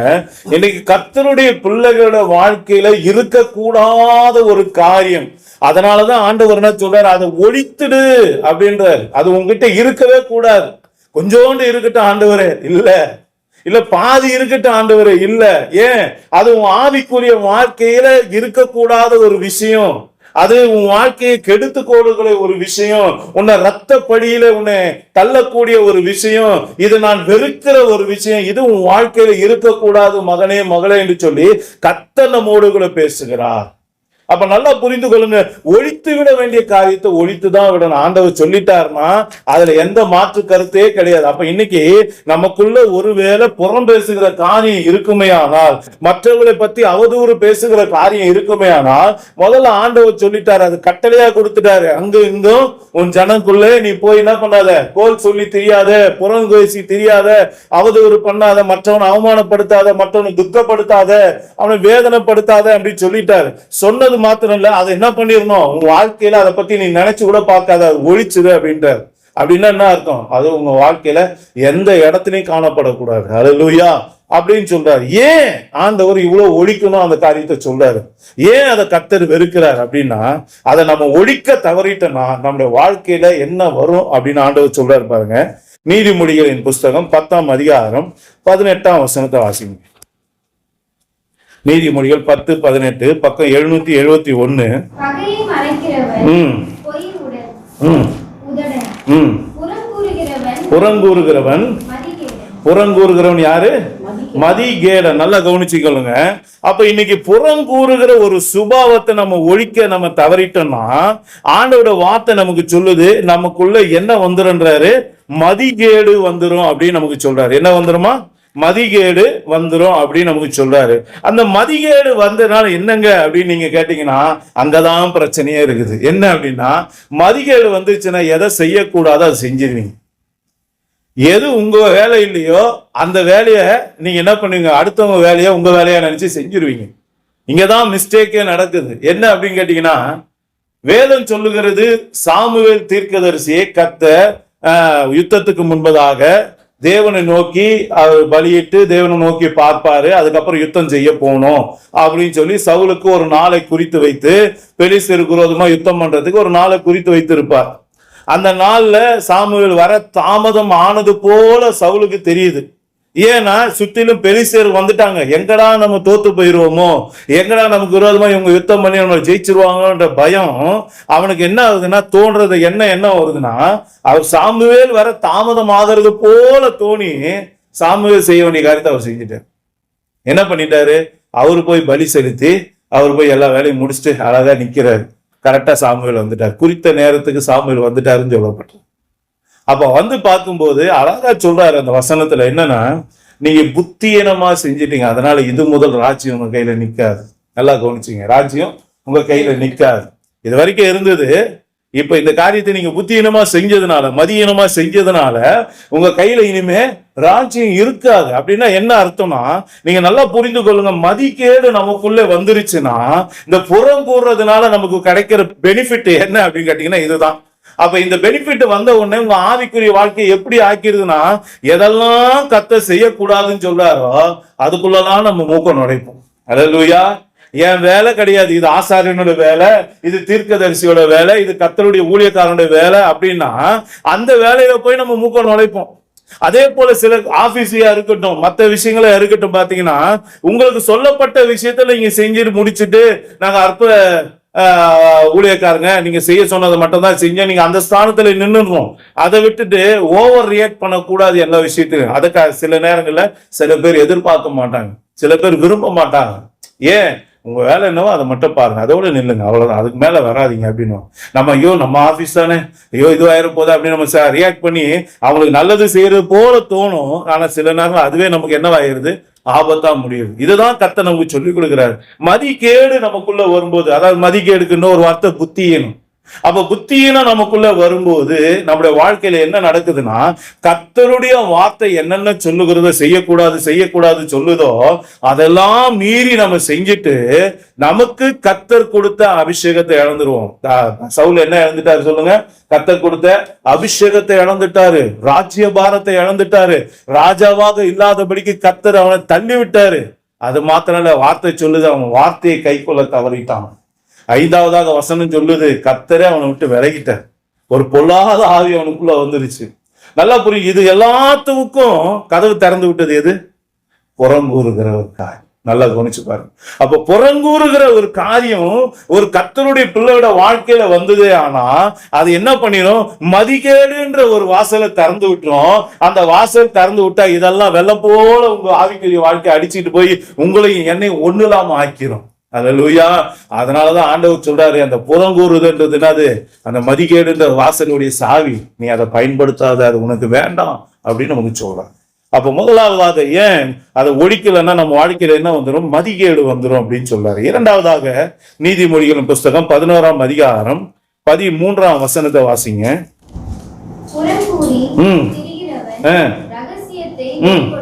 ஆமா, நல்லா கவனிங்க. புறங்கூறுகிற காரியத்தை நம்ம ஒழிக்கலன்னா உங்ககிட்ட எந்த ரகசியமும் தங்காதுங்க. எந்த ரகசியமும் தங்கவே தங்காது. உங்ககிட்ட நம்பி யாரும் எதுவும் சொல்லவும் முடியாது. சொன்னவங்க எல்லாம் அவ்வளவுதான், ஐயோ இவங்கிட்டயா சொல்லிட்டோம், உளரவாயங்கிட்ட சொல்லிட்டோமா அப்படின்னு ஆகி போயிடும். ஏண்டா இவனை சந்திச்சோன்ற அளவுக்கு, ஏண்டா இவங்கிட்ட பழகணுன்ற அளவுக்கு நம்ம வாழ்க்கையை மாத்தி விட்டுருவாங்க. அப்ப நல்லா புரிந்து கொள்ளுங்க, அந்த புறங்கூறுகிற ஒரு காரியம் வரும்போது நமக்குள்ளே ஆண்டவருடைய வார்த்தை சொல்லுகிறது என்ன இருக்காதான்?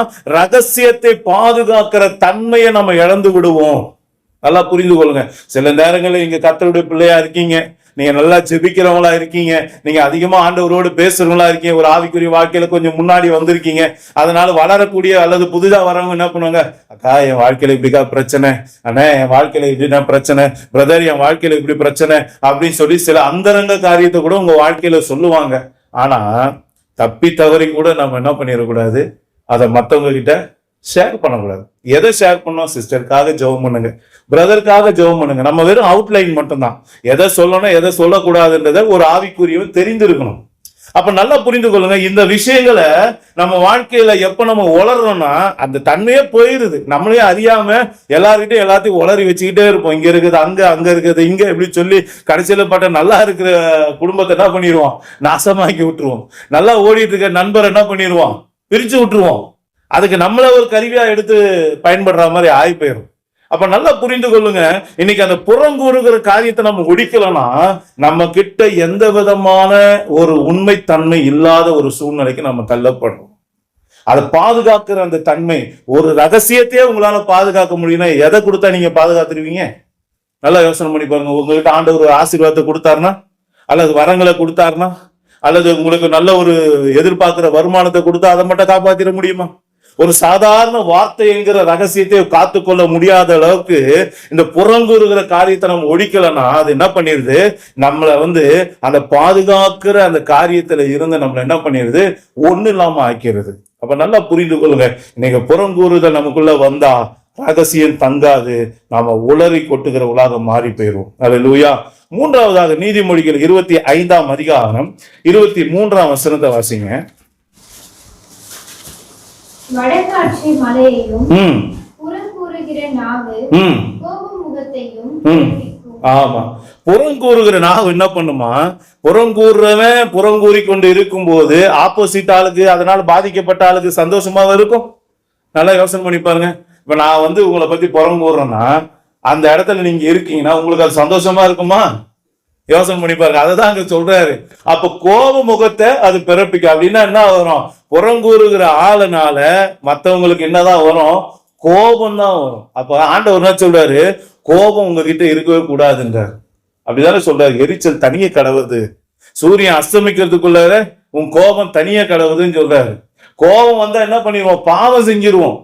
அப்ப ஒரு நிமிஷத்துல ஒரு மனுஷனை கொலை கூட செய்யற அளவுக்கு நமக்கு என்ன வந்துடும், அந்த கோபத்தினுடைய உச்சகட்டம் நம்மளை தள்ளிடும். அப்போ அதுக்காக தான் ஆண்டவர் சொல்றாரு கோபப்படாத. அப்ப அந்த கோபத்தை மூட்டக்கூடிய ஒரு விஷயம் யார் கையில இருக்கு, புறங்கூறுகிறனுடைய பலன். நல்லா புரிந்து கொள்ளுங்க. புறங்கூறுறதுக்கு ஒரு சாதாரண வல்லம் இல்லை, எவ்வளவு வல்லம் இருக்கு பாருங்க. அதை நம்ம மதிகேடா மாத்திரும். நமக்குள்ள இருக்க ஆவிக்குரிய அந்த ரகசியத்தை பாதுகாக்கிற அந்த கிருபையை அது போக்கடிச்சிருது. மூணாவதா வசனம் சொல்லுது பாருங்க, நமக்கு அது கோபத்தை உண்டாக்குகிறது. கோபம் வந்தா நம்முடைய வாழ்க்கையில பாவம் வந்துடும். கோபம் வந்தா நம்முடைய வாழ்க்கையில என்ன, கர்த்தருக்கு விரோதமாக நம்ம செயல்பட ஆரம்பிச்சிடும், சகோதரருக்கு விரோதமா செயல்பட ஆரம்பிச்சிடும். கர்த்தர் அது விரும்பல. அல்லேலூயா. அதனால கோபப்பட்டாலும் பாவம் செய்யாதவன் படுக்கையில அமர்ந்து கர்த்தரோடு பேசிக்கொண்டு சொல்லப்பட்டு. அல்லேலூயா.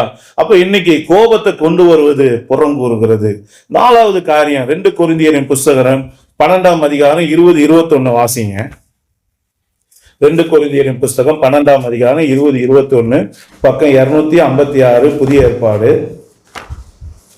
ஆகிலும் நான் உங்களை என் மனதின்படி இருக்கிறவர்களாக காணாமலும். இது பவுல் கொரிந்தியர் சபையை பத்தி சொல்றாரு. நானும் உங்கள் மனதின்படி இருக்கிறவனாக காணப்படாமலும் இருப்பேனோ வென்றும் விரோதங்கள், வைராக்கியங்கள், கோபங்கள், வாக்குவாதங்கள், வந்துருச்சுங்களா, புறங்கூறுதல், கோல் சொல்லுதல், இருமாப்பு, கலகங்கள் ஆகிய இவைகள் உங்களுக்குள்ளே உண்டாயிருக்குமோ என்றும் மறுபடியும் நான் வருகிற போது என் தேவன் உங்களிடத்தில் என்னை தாழ்த்தும்படிக்கு முன் பாவம் செய்தவர்களாகிய அநேகர் தாங்கள் நடப்பித்த அசுத்தத்தையும் வேசித்தனத்தையும் காம விகாரத்தையும் விட்டு மனம் திரும்பாமல் இருக்கிறதை குறித்து நான் துக்கப்பட வேண்டியதா இருக்குமோ என்றும் பயந்திருக்கிறேன். ஆமா, நல்ல என்ன போல நீங்க இருக்கணும்னு ஆசைப்பட்டேன். அததான் அவர் சொல்ல வர்றாரு. பவுல் என்ன சொல்ல வர்றாரு, என்ன போல நீங்க இருக்கணும்னு ஆசைப்பட்டேன், ஆனா நான் உங்களை போல மாறிடுவேணும்னு எனக்கு பயம் வந்துருச்சு. அப்ப நல்லா புரிந்து கொள்ளுங்க, ஒரு ஊழியக்காரன் ஒரு சபையினுடைய விசுவாச பிள்ளைகளை பார்த்து, அவனால் கர்த்தருக்குள்ளே நடத்தப்படுகிற பிள்ளைகளை பார்த்து அவன் சொல்லுகிற வார்த்தை என்ன, ஐயா உனக்குள்ளே புறங்கூறுகிற ஒரு காரியம் வந்துட்டா உன்னை நடத்துகிற எனக்கு என்ன ஆயிருன்னா அது அவமானத்தை கொண்டு வந்துடும், எனக்கு ஒரு தாழ்மையை கொண்டு வந்துடும். அந்த வார்த்தை தான் பயன்படுத்தப்பட்டிருக்கு பாருங்க. ஏன் நானு தாழ்ந்து போவேணும் அப்படின்னு சொல்லப்படுது, நான் அவமானப்பட்டு போயிருவேனோ அப்படின்னு எனக்குள்ள ஒரு கலக்கம் இருக்கு. நல்லா புரிந்து கொள்ளுங்க. அப்போ புறங்கூறுகிற காரியம் நமக்குள்ள வந்துருச்சுன்னா நம்மை நடத்துகிறவர்கள் அவமானப்படுவாங்க. நம்ம தாயா இருக்கலாம், நம்ம தகப்பனா இருக்கலாம், நம்ம அண்ணனா இருக்கலாம், தங்கச்சியா இருக்கலாம், அக்காவா இருக்கலாம், மாமாவா இருக்கலாம், ஆவிக்குரிய ஊழியக்காரனா இருக்கலாம், அப்பா அம்மா தாத்தா பாட்டி அல்லது ஒரு ஆவிக்குரிய சகோதரனோ சகோதரியா இருக்கலாம். ஆனா நல்லா புரிந்து கொள்ளுங்க, உங்களுக்குள்ள எனக்குள்ள அந்த புறங்கூறுகிற ஒரு காரியம் நமக்குள்ள வருமே, ஆனால் வேதம் சொல்லுகிறது அந்த புறங்கூறுகிற காரியத்தின் நிமித்தமாக நம்மை நடத்துகிறவர்கள் துக்கப்படுகிற அளவுக்கு, தாழ்ந்து போகக்கூடிய அளவுக்கு நம்ம அவங்கள மாற்றிருக்கோம். அல்லேலூயா, அல்லேலூயா. நல்லா புரிந்து கொள்ளுங்க. அவங்க வேதனைப்படுவாங்க. திரும்ப நமக்குள்ள கிறிஸ்து உருவாகத்துக்காக கர்ப்ப வேதனைப்படுவாங்க. ஏற்கனவே ஒரு வாட்டி கர்த்தருக்குள்ள நம்ம நடத்துவதற்காக எவ்வளோ பாடுகளை பட்டவங்க இன்னும் திரும்ப வேதனைப்படுற அளவுக்கு நம்ம என்ன பண்ணிடுவோம். அப்ப நல்லா புரிந்து கொள்ளுங்க.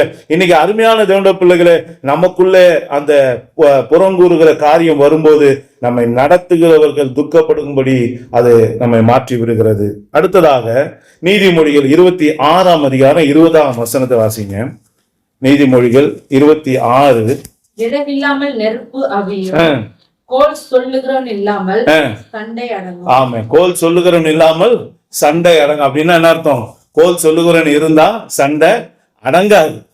கோல் சொல்லுகிறவன் இல்லாம இருந்தாதான் சண்டை அடங்கும் அப்படின்றார். நல்லா புரிஞ்சுக்கிட்டீங்களா அந்த வார்த்தைய? அப்பனா என்ன அர்த்தம்? புறங்கூறுகிறவன் இருந்தான்னா அவன் இருக்கிற இடத்துல சண்டை இருந்துகிட்டே இருக்குங்க. சண்டை இருந்துகிட்டே இருக்கும். ஒரு வீட்டுல சண்டை இருக்கு, ஓயாம சண்டை போட்டுக்கிட்டே இருக்காங்க, காலையில இருந்து நைட்டு வரைக்கும் சண்டை ஓடிக்கிட்டே இருக்குன்னா அங்க என்ன இருக்குன்னா ஒருத்தரை மாத்தி ஒருத்தர் கோல் சொல்லுகிற காரியம் இருந்துகிட்டு இருக்கு. ஒருத்தனை மாத்தி ஒருத்தனை அவமானப்படுத்துது, நிந்த அப்படின்ற காரியம் இருக்குன்னு அர்த்தம். நல்லா புரிந்து கொள்ளுங்க. அப்ப அந்த புறங்கூறுகிற காரியம் என்ன பண்ணுது? உங்களுக்குள்ள இருக்க எல்லா சமாதானத்தை உடைச்சு போடுது. நல்லா கவனிச்சு பாருங்க. சமாதானம் போச்சுன்னா தான் சண்டை வரும். அப்ப சண்டை வருதுனால என்ன ஆச்சு? நம்ம வீட்டுக்குள்ள புறங்கூறுகிற காரியம் நுழைஞ்சு போயிருச்சுன்னு அர்த்தம். நமக்குள்ள நுழைஞ்சு போயிருச்சுன்னு அர்த்தம். அப்ப புறங்கூறுகிறவன் இருக்கிற வரைக்கும், அதை ஒழிக்காத வரைக்கும் நம்ம வாழ்க்கையில கொஞ்சம் கூட சமாதானத்தை நம்மளால பார்க்க முடியாது. அல்லேலூயா. ஒரு இளைப்பாறுதலை கூட பார்க்க முடியாது. அப்ப நல்லா புரிந்து கொள்ளுங்க, அந்த புறங்கூறுகிற காரியம் நம்முடைய வாழ்க்கையில சண்டைகளை கொண்டு வந்து கொண்டே இருக்கும். 6வதாக ஒரு காரியத்தை பாருங்க. நீதிமொழிகள் 26ஆம் அதிகாரம் 22ஆம் வசனத்தை வாசிங்க. கோல்காரனுடைய வார்த்தைகள் விளையாட்டு போல் இருக்கும், ஆனாலும் அவைகள் உள்ளத்திற்குள் தைக்கும். நல்லா கவனிச்சுக்கலாம். என்ன நினைக்கும்? உள்ளத்திற்குள்ள தைக்கும். இப்போ உங்க ஹார்ட் எடுத்துட்டு போய் ஒரு தையல் மிஷின் வச்சு நூலை வச்சு தைச்சா எப்படி இருக்கும்? அல்லது உங்க கையை வச்சு, இல்ல ஏதாவது ஒரு சதையோட ஓரத்தை வச்சு தாங்க முடியுமா உங்களால? அந்த மாதிரிதான் இருக்கும். ஆனா அவன் பேசுறது எப்படிதான் பேசுவான்? விளையாட்டா பேசுவான், சிரிச்சுக்கிட்டே பேசுவான். ஆனா அதனால பாதிக்கப்படுறவனோட உள்ளத்துல எப்படி இருக்கும்? அது தைக்கிறது போல, ஊசி வச்சு குத்துறது போல இருக்கும். நல்லா புரிந்து கொள்ளுங்க. அப்போ அது என்ன பண்ணுதுன்னா, தாங்க முடியாத ஒரு வலியை, தாங்க முடியாத ஒரு துக்கத்தை, தாங்க முடியாத ஒரு வேதனையை எதிராளிக்கு கொடுத்து விடுகிறது. நல்லா புரிந்து கொள்ளுங்க. அதனாலதான் ஆண்டவர் சொல்றாரு, ஐயா புறங்கூறுகிற காரியம் உங்ககிட்ட வந்துருச்சுன்னா உன்னால நிறைய பேர் காயப்படுவான். ஏன் ஏசப்பா கூட காயப்படுவார். அல்லேலூயா. ஏசப்பா துக்கப்படுவார். நம்ம பேசும்போதெல்லாம் அவர் என்ன பண்ணுவாரு? துக்கப்படுவார். வெளிப்படுத்தின விசேஷம் அப்படிதான் இருக்குது. என்ன சொல்லப்பட்டு, இதோ இந்த சகோதரனுக்காக இந்த சகோதரிக்காக ரத்தம் சிந்து மீட்டிங்ல அவனை பாருங்க பொய் பேசிக்கிட்டு இருக்கான், அவனை பாருங்க அங்க திருடிக்கிட்டு இருக்கான், அவனை பாருங்க அங்க ஏமாத்திட்டு இருக்கான், அவன் பாருங்க நிந்திச்சு பேசிக்கிட்டு இருக்கான், அவன் பாருங்க புறம் பேசுறான், அவன் பாருங்க கோல் சொல்றான்னு சொல்லி நம்முடைய சகோதரர்களை குறித்து கர்த்தருடைய சமூகத்துல அவன் என்ன பண்ணினான்? கோல் சொல்லிக்கொண்டு அவன் என்ன பண்ணிட்டு இருக்கானா? வேத வசனம் சொல்லுது, குறை சொல்லி கொண்டு இருக்கிறான். கர்த்தர் துக்கமா இருக்கிறான். நல்லா யோசனை பண்ணி பாருங்க. நம்மளை பத்தி அவர் எப்படி பேசணும்? உத்தமனும் சன்மார்க்கனும் தேவனுக்கு பயந்து பொல்லாப்புக்கு விலகுறமாக யோபை போல ஒருத்தனை இல்லைன்னு சொல்ற அளவுக்கு நம்ம வாழ்க்கை இருக்கணும். ஆனா நம்ம வாழ்க்கை குறித்து ஆண்டவர் பேசுவதுக்கு பதிலாக பிசாசு பேசுற அளவுக்கு நம்ம வாழ்க்கை இருக்குன்னா நம்முடைய வாழ்க்கையில கர்த்தரை விட்டு நம்ம விலகி போயிட்டே இருக்கணும் அர்த்தம். அல்லேலூயா. அப்ப நல்லா தெரிந்து கொள்ளுங்க, புறங்கூறுகிற காரியம் வந்தா ஏசப்பாவும் துக்கப்படுவாரு, வீட்டுல இருக்க ஒவ்வொருத்தரும் துக்கப்படுவார், உங்க கூட பழகிற ஒவ்வொருத்தரும் வேதனைப்படுவாங்க. ஏண்டா இவனை பார்த்தேன், ஏண்டா இவங்களோட பழகணும், இவனுடைய நட்பு நமக்கு என்னத்துக்குடா இவ்வளோ பெரிய காயத்தை, அதாவது மறக்க முடியாத சம்பவம் செஞ்சுட்டு போயிடுவாங்க. அல்லேலூயா. அப்ப நல்லா புரிந்து கொள்ளுங்க, புறங்கூறுகிற காரியம் கர்த்தர் வெறுக்கிற ஒரு காரியம். இன்றைக்கு அவருடைய பிள்ளைகளாகிய நம்முடைய வாழ்க்கையில அது ஒரு நாளும் வரவே கூடாது. அல்லேலூயா. அதைதான் கர்த்தர் நமக்குள்ள சொல்றார். அப்போ இந்த புறங்கூறுகிறத நாம எதனால வருது அப்படின்னு நீங்க பாத்தீங்கன்னா, புறங்கூறுகிற காரியம் ஒரு கர்த்தருடைய பிள்ளைகளோட வாழ்க்கையில எப்போ வருது அப்படின்னு பாத்தீங்கன்னா, ரோமருக்கு எழுதின புஸ்தகம் 1ஆம் அதிகாரம் 28 முதல் 31 வசனத்தை வாசிங்க. ரோமர் 1ஆம் அதிகாரம் 28 இருந்து 31 வசனங்கள். பக்கம் 208. தேவனை அறியும் அறிவை பற்றி கொண்டிருக்க அவர்களுக்கு நல்ல கவனிங்க, அந்த வார்த்தை சொல்றது நல்லா பாருங்க. தேவனை அறியும் அறிவை பற்றி கொண்டு இருக்க அவர்களுக்கு மனது இல்லாததுனால. ஆமென். தேவன் அவர்களை கேடான சிந்தைக்கு ஒப்பு கொடுத்தார். ஆமா, என்னென்ன சிந்தைக்கு பாருங்க. அவர்கள் சகலவித அநியாயத்தினாலும், ஆமே, வேசித்தனத்தினாலும், ஆமே, துரோகத்தினாலும், பொல்லாசையினாலும், குரோதத்தினாலும் நிறையப்பட்டு பொறாமையினாலும், கொலையினாலும், ஆமே, வாக்குவாதத்தினாலும், ஆமே, வஞ்சகத்தினாலும், வன்மத்தினாலும் ஆமே, நிறைந்தவர்களுமாய், ஆமே, புறம் கூறுகிறவர்களுமாய், வந்துருச்சுங்களா? புறங்கூறுகிறவளுமாய், அவதூறு பண்ணுகிறவளுமாய், தேவ பகைஞருமாய், ஆ, துராகிருதம் பண்ணுகிறவர்களுமாய், ஆமே, அகந்தை உள்ளவர்களுமாய், ஆமே, வீம்புக்காரருமாய், ஆமே, பொல்லாதவர்களை யோசித்து பிணைக்கிறவர்களுமாய், ஆமே, பெற்றாருக்கு கீழ்ப்படியாதவர்களுமாய், ஆமே, உணர்வில்லாதவர்களுமாய், ம், உடன்படிக்கைகளை மீறுகிறவர்களுமாய், ஆமே, பாவ அறிவில்லாதவர்களுமாய், ஆமே, பொல்லாதவர்களுமாய், ம், இரக்கமில்லாதவர்களுமாய் இருக்கிறார். ஆமா. இதெல்லாம் எதனால வந்துச்சு?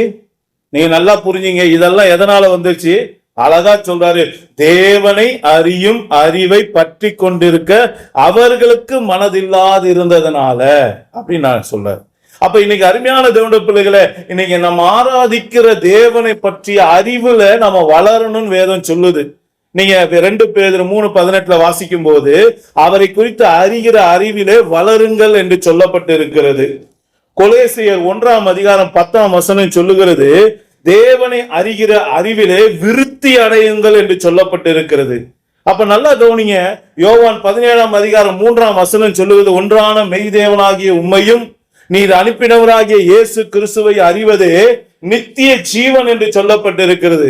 அப்ப தேவனை அறிகிற அறிவு நமக்குள்ள இல்ல, அல்லது அது மேல நம்ம கவனம் செலுத்தல, அல்லது அதுக்கு இடம் கொடுக்கல, ஏதோ ஒரு கடமைக்காக நான் ஆண்டவருடைய பிள்ளையா இருந்தா போதும், நான் ஒன்னும் ஒரு பெரிய ஒரு வேத பண்டிதனாவோ அல்லது வேத ஞானியாக மாறணும் எனக்கு விருப்பம் இல்லை அப்படின்ற போல ஒரு எண்ணம் நமக்குள்ள இருந்தா நமக்கு தான் இந்த பிரச்சனை வரும். நல்லா புரிந்து கொள்ளுங்க.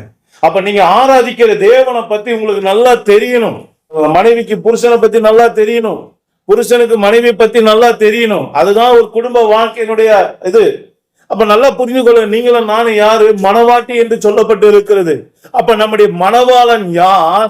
அவர் எப்படிப்பட்டவர்? அவருடைய குணங்கள் என்ன? அவர் ஒருவரா, 2 பேரா, 3 பேரா, எப்படி என்பதை குறித்து அறிகிற அறிவில நீங்களும் நானும் வளரணும்னா நம்முடைய வாழ்க்கையில இந்த லிஸ்ட் அப்படியே வந்துடும். என்னது? புறங்கூறுவது மட்டும் அங்க சொல்லப்பட்டிருக்கு பாருங்க. அநியாயத்தினாலும், வேசித்தனத்தினாலும், துரோகத்தினாலும், பொருளாசை, குரோதம், இந்த மாதிரி அவர் போட்ட பட்டியல் இருக்கு பாருங்க. அத்தனை பட்டியல இருக்க சுபாவம் ஒவ்வொரு ஆண்டவருடைய பிள்ளைக்குள்ள வந்துடும். எதனால? தேவனை குறித்து அறிகிற அறிவில நாம வளராததுனால, அதுக்கு பற்றி கொள்ள நம்ம மனது வைக்காததுனால, அதுக்கு இடம் கொடுக்காததுனால இன்னைக்கு நம்முடைய வாழ்க்கையில வருது. நீங்க நல்லா யோசனை பண்ணி பாருங்க. இதெல்லாம் யாருக்கிட்ட வரணும்? தேவனை அறிகிற அறிவினுடைய பயம் இல்ல. ஐயோ, தேவன் பார்க்கிற என் ஆண்டவர்கிட்ட இந்த குணம் கிடையாது. ஏசப்பா என்னைக்கா புறம் பேசியிருக்காரா? ஒரு ஊழியக்காரர் குறித்து சாட்சி சொல்றேன் பாருங்க. ஒரு இந்தி பேசக்கூடிய ஒரு ஊழியக்காரர், வட மாநிலத்தில் நல்ல வல்லமையாக பயன்படுத்தப்பட்ட ஒரு தேவ மனுஷன். ஒரு நாள்ல என்ன ஆச்சுன்னு தெரியல, அவரோட வாழ்க்கையில ஆண்டவருடைய வல்லமை வெளிப்படவே இல்லை. என்னென்னமோ பண்ணி பாக்குறாரு, எவ்வளவு ஜெபம் பண்றாரு, எவ்வளவு உபவாசம் இருக்காரு, என்ன ஏது அதுக்கு உண்டான வழியே தெரியல. ஏன் ஆண்டவருடைய வல்லமை வெளிப்படல? ரொம்ப குழம்பி போய் மனுஷன் துக்கத்தோடு இருக்கும்போது சென்னைக்கு ஏதோ ஒரு மீட்டிங்காக வர்றாரு. இங்க ஒரு ஊழியக்காரர் என்ன பண்றாரு? அவருக்காக ஜெபிக்கிறாரு. ஜெபிக்கும் போது இவருக்கு ஹிந்தி தெரியாது, அவருக்கு தமிழ் தெரியாது. நல்லா புரிஞ்சுங்க. ஹிந்தி தெரியாத தமிழால ஆண்டவர் அந்நிய பாஷையில இந்தியில நிரப்பி அந்த மனுஷன் செஞ்ச காரியத்தை ஆண்டவர் வெளிப்படுத்தினார். வெளிப்படுத்தி அதை சரி செய்யக்கூடிய வழின்னு சொல்லி கொடுத்தாரு. ஜெபம் முடிஞ்சு பார்க்கும்போது, வேத வசனத்தின்படியாக நீங்க பார்க்கும்போது பாத்தீங்கன்னா அந்த ஹிந்தி பேசுற ஊழியக்காரோட முகம் பிரகாசம் ஆயிடுச்சு. அப்ப என்ன இவர் கேட்கிறாரு? ஆண்டவர் உங்க மூலமா தானே பேசினாரு பிரதர்ன்றாரு. நல்லா புரிந்து கொள்ளுங்க. ஒரு ஊழியக்காரனு கூட தன்னுடைய பிள்ளையுடைய காரியத்தை தெரியக்கூடாதுன்னு கர்த்தர் மூடி மறைக்கிறது. அன்போ சகல பாவங்களையும் மூடு என்று சொல்லப்பட்டிருக்கு. நல்லா பார்த்துங்க. அப்போ ஆண்டவர் ஒரு சில பேருக்கு ஒரு சில காரியத்தை என்னதான் பண்றாரு? மறைத்து வைக்கதான் செய்யறாரு. எலியாவே, அவ்வளவு பெரிய ஊழியக்காரர்ல எலியாவே சொல்றாரு, இவன் செத்தது எனக்கே மறைச்சிட்டாரு, அவரு அவன் செத்து போனத எனக்கே ஆண்டவர் மறைச்சிட்டாரு அப்படின்றாரு. அப்ப நல்லா புரிந்து கொள்ளுங்க. அப்போ சில நேரங்கள்ல எல்லாருக்கும் எல்லாமே தெரிஞ்சிடாது. எவ்வளவு பெரிய ஊழியக்காரா இருந்தாலும் சில நேரங்கள்ல அவங்களுக்கும் கர்த்தர் என்ன பண்ணுவாரு?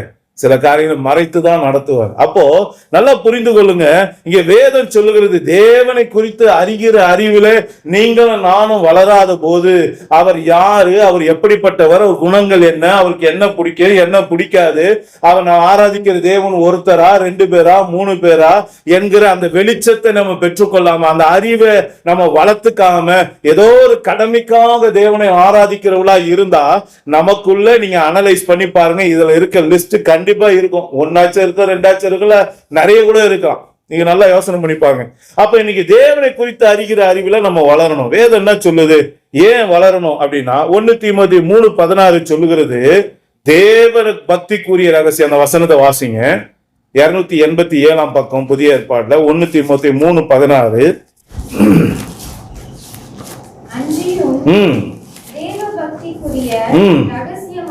ஆமென்.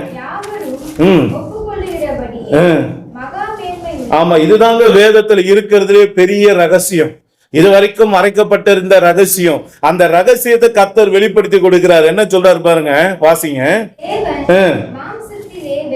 தேவன் மாம்சத்துல வெளிப்பட்டார், இதுதான் ரகசியம். நல்லா புரிந்து கொள்ளுங்க. அப்ப இதுவரைக்கும் நாம சொல்றல தேவனை குறித்து அறிகிற அறிவில வளரணும், அதுல விருத்தி அடையணும், அதை பற்றி கொண்டு இருக்கணும் அப்படின்னா ஆண்டவர் என்ன சொல்றாரு, ஒன்றான மெய்தேவனாகிய உம்மையும் நீர் அனுப்பினவராகிய இயேசு கிறிஸ்துவை அறிவதே நித்திய ஜீவன். அப்ப இவங்க 2 பேருக்குள்ள என்ன இருக்கு, பிதாவுக்குள்ள குமாரனுக்குள்ள என்ன இருக்கு, இவங்க 2 பேரா ஒருத்தரா அல்லது 3 பேரா அப்படின்ற அந்த ரகசியத்தை நீங்களும் நானும் அறியாம இருப்போமே, ஆனா நாம ஏதோ ஒரு கடமைக்காக தேவனை ஆராதிக்கிறவளதான் இருக்கிறோம்னு அர்த்தம். அல்லேலூயா. அப்ப நல்லா புரிந்து கொள்ளுங்க, இங்க வேதம் சொல்லுகிறது அவர் யார், மாம்சத்துல வெளிப்பட்டது யார், தேவன் என்று வேதம் சொல்லுகிறது. தேவன் மாம்சத்திலே வெளிப்பட்டார். இதுக்கு அழகான கோர்வையான ஒரு வசனத்தை ஆண்டவர் கொடுத்திருக்காரு பாருங்க. 1 யோவானின் புஸ்தகம் 4ஆம் அதிகாரம் 2-3 வசனத்தை வாசிங்க. 1 யோவான் 4ஆம் அதிகாரம் 2-3 வசனங்க, 328 பக்கம். தேவ ஆவியை நீங்கள் என்னாலே அறியலாம் என்றால் மாம்சத்தில் வந்த இயேசு கிறிஸ்துவை அறிக்கை பண்ணுகிற எந்த ஆவியும் தேவனால் உண்டாயிற்று. நல்லா கவனிங்க, அங்க என்ன சொல்ல, தேவன் மாம்சத்தில் வெளிப்பட்டார், அப்படிதானே? அந்த மாம்சத்தில் வெளிப்பட்டது யார் நீங்க வேதம் சொல்லுது, மாம்சத்தில் வந்த இயேசு. அப்படின்னா என்ன அர்த்தம், இந்த இயேசு தான் யாரா இருக்காரு, தேவனா இருக்கிறாரு. அந்த தேவனா இருந்த அவர் என்ன பண்ணாரு, நமக்காக ரத்தம் சிந்தும்படியாக தன்னுடைய ரட்சிப்பின் திட்டத்தை நிறைவேற்றும்படியாக அவர் என்ன பண்ணிருக்காரு, மாம்சத்துல வந்திருக்காரு. நல்லா புரிந்து கொள்ளுங்க, மாம்சத்துல வந்திருக்காரு. இயேசு மாம்சத்துல வர்றதுக்கு முன்னாடி என்னவா இருந்தாரு, அவர் தேவனா இருந்தார். இதுதான் வசனம் சொல்லு. இன்னும் 2-3 காரியத்தை சாட்சியாக நம்ம பார்ப்போம், அதை தொடர்ந்து வாசிங்க. அங்க அழகா ஒரு வார்த்தை சொல்லு பாருங்க, இந்த மாம்சத்துல வெளிப்பட்ட இவர் தேவன் என்கிற ஒரு காரியத்தை நீங்களும் நானும் பேசுவோமே, ஆனால் உங்களுக்குள்ள எனக்குள்ள என்ன இருக்கா, தேவ ஆவி இருக்குன்னு சொல்றாரு. அடுத்த வார்த்தையை வாசிங்க. மாம்சத்தில் வந்த இயேசு கிறிஸ்துவை அறிக்கை பண்ணாத எந்த ஆவியும் தேவனால் உண்டானதல்ல வரும் என்று நீங்கள் கேள்விப்பட்ட அந்தி கிறிஸ்து என்னுடைய ஆவி அதுவே. அந்தி கிறிஸ்துவனுடைய ஆவி அதுவே, அது இப்பொழுது உலகத்தில் இருக்கிறது. நல்லா கவனிச்சீங்களா, மாம்சத்துல வந்தது குமாரன் அல்ல, மாம்சத்துல வந்தது தேவன் என்று யார் ஒருத்தங்க சொல்றாங்களோ அவங்களை குறித்து வசனம் என்ன சொல்லுது, இவங்க தேவனுடைய ஆவியை உடையவர்கள் சொல்லப்பட்டிருக்கு. ஆனா அதுக்கு பதிலாக இதை ஏற்றுக்கொள்ளாத, இந்த சத்தியத்தை ஏற்றுக்கொள்ளாத மற்றவர்களை பார்த்து வேதம் சொல்லுது, இவர்களுக்குள்ள இருக்கிறது அந்தி கிறிஸ்துவின் ஆவி. அந்தி கிறிஸ்துவின் ஆவி என்ன சொல்லும், இயேசு தேவன் என்று சொல்லாது. நல்லா புரிந்து கொள்ளுங்க, அந்தி கிறிஸ்துவின் ஆவி இயேசு தேவன் என்று சொல்லாது. அது என்னதான் சொல்லும், அவர் குமாரன் சொல்லும், அவர் திரித்துவத்துல 2வது ஆளு சொல்லும். ஏன்னா பிதா ஒருத்தர் இருக்காரு, குமாரன் இவர் 2வது ஆளு, 3வது பரிசுத்த ஆவின்னு பிரிச்சுதான் பார்த்து சொல்லுமே தவிர, ஆனா தேவ ஆவியா இருந்தா உங்களுக்குள்ள எனக்குள்ள தேவனுடைய பரிசுத்த ஆவி இருக்குமே. ஆனா வேதம் சொல்லுகிறது, உங்களுக்குள்ள எனக்குள்ள பரிசுத்த ஆவி இருக்கும் போது மாம்சத்தில் வந்த இந்த இயேசு அவர் தேவன் என்று நீங்களும் நானும் அறிக்கை பண்ணுவோம். அல்லேலூயா. அப்ப நல்லா புரிந்து கொள்ளுங்க, இதை அறிக்கை பண்ணாம அவர் 3 பேரு 2 பேரு ஒருத்தருக்கு பதிலா பலவிதமான காரியத்தை சொல்றாங்கனால அங்க நல்லா புரிந்து கொள்ளுங்க, அது தேவனுடைய ஆவி இல்ல. அது என்ன ஆவி, அந்தி கிறிஸ்துவின் ஆவி. அது இப்போதே உலகத்துல இருக்குது. பாருங்க. அப்ப இன்னைக்கு நல்லா புரிந்து கொள்ளுங்க, இயேசுவே தேவன், இயேசு ஒருவரே மெய்யான தேவனா இருக்கிறார். பிதா ஒருத்தர், குமாரன் ஒருத்தர் இல்ல, பிதாவே குமாரனாக வந்தார். இதுதான் ரகசியம், இதுதான் ரகசியம். 9:6 ஏசாயா தீர்க்கதரிசன புஸ்தகத்துல 9ஆம் அதிகாரம் 6ஆம் வசனத்தை வாசிங்கன்னா அந்த குமாரன் யார் என்ற வெளிப்பாடு அழகா சொல்ல, நித்திய பிதா அப்படின்னு சொல்லப்பட்டிருக்கும். அப்ப குமாரனாக வந்திருக்கிறவர் தான் தேவன், நித்திய பிதா. அந்த யெகோவா தேவனே, வானத்தையும் பூமியும் படைத்த சிருஷ்டி கர்த்தரே, நமக்காக நம்முடைய ரட்சிப்பின் திட்டத்தை, நம்ம எல்லாம் பாவத்திலிருந்து சாபத்திலிருந்து நம்ம மீட்கும்படியாக தன்னுடைய சொந்த சரீரத்துல ரத்தத்தை சிந்தி நம்ம மீட்டெடுக்கிறதுக்காக வந்தவர் என்பதை புரிந்து கொள்ள முடியும். அல்லேலூயா. அப்போ எது ரகசியம், எது ஆண்டவர் அறிவில வளரணும்னு சொல்றாருன்னா, நான் தான் அவர், அவர் தான் நான் என்கிற ரகசியத்தை நம்ம அறியணும்.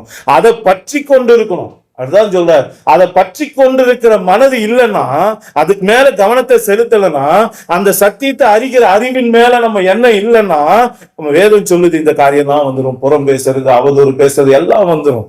நல்லா புரிந்து கொள்ளுங்க. இப்ப நம்ம இந்த வசனத்தை பார்த்தோம். இன்னொரு வசனத்தை ஆண்டவர் உறுதிப்படுத்துறாரு பாருங்க. யோவான் 1:1 வாசிங்க. எல்லாருக்கும் மனப்பாடமா தெரியுமே.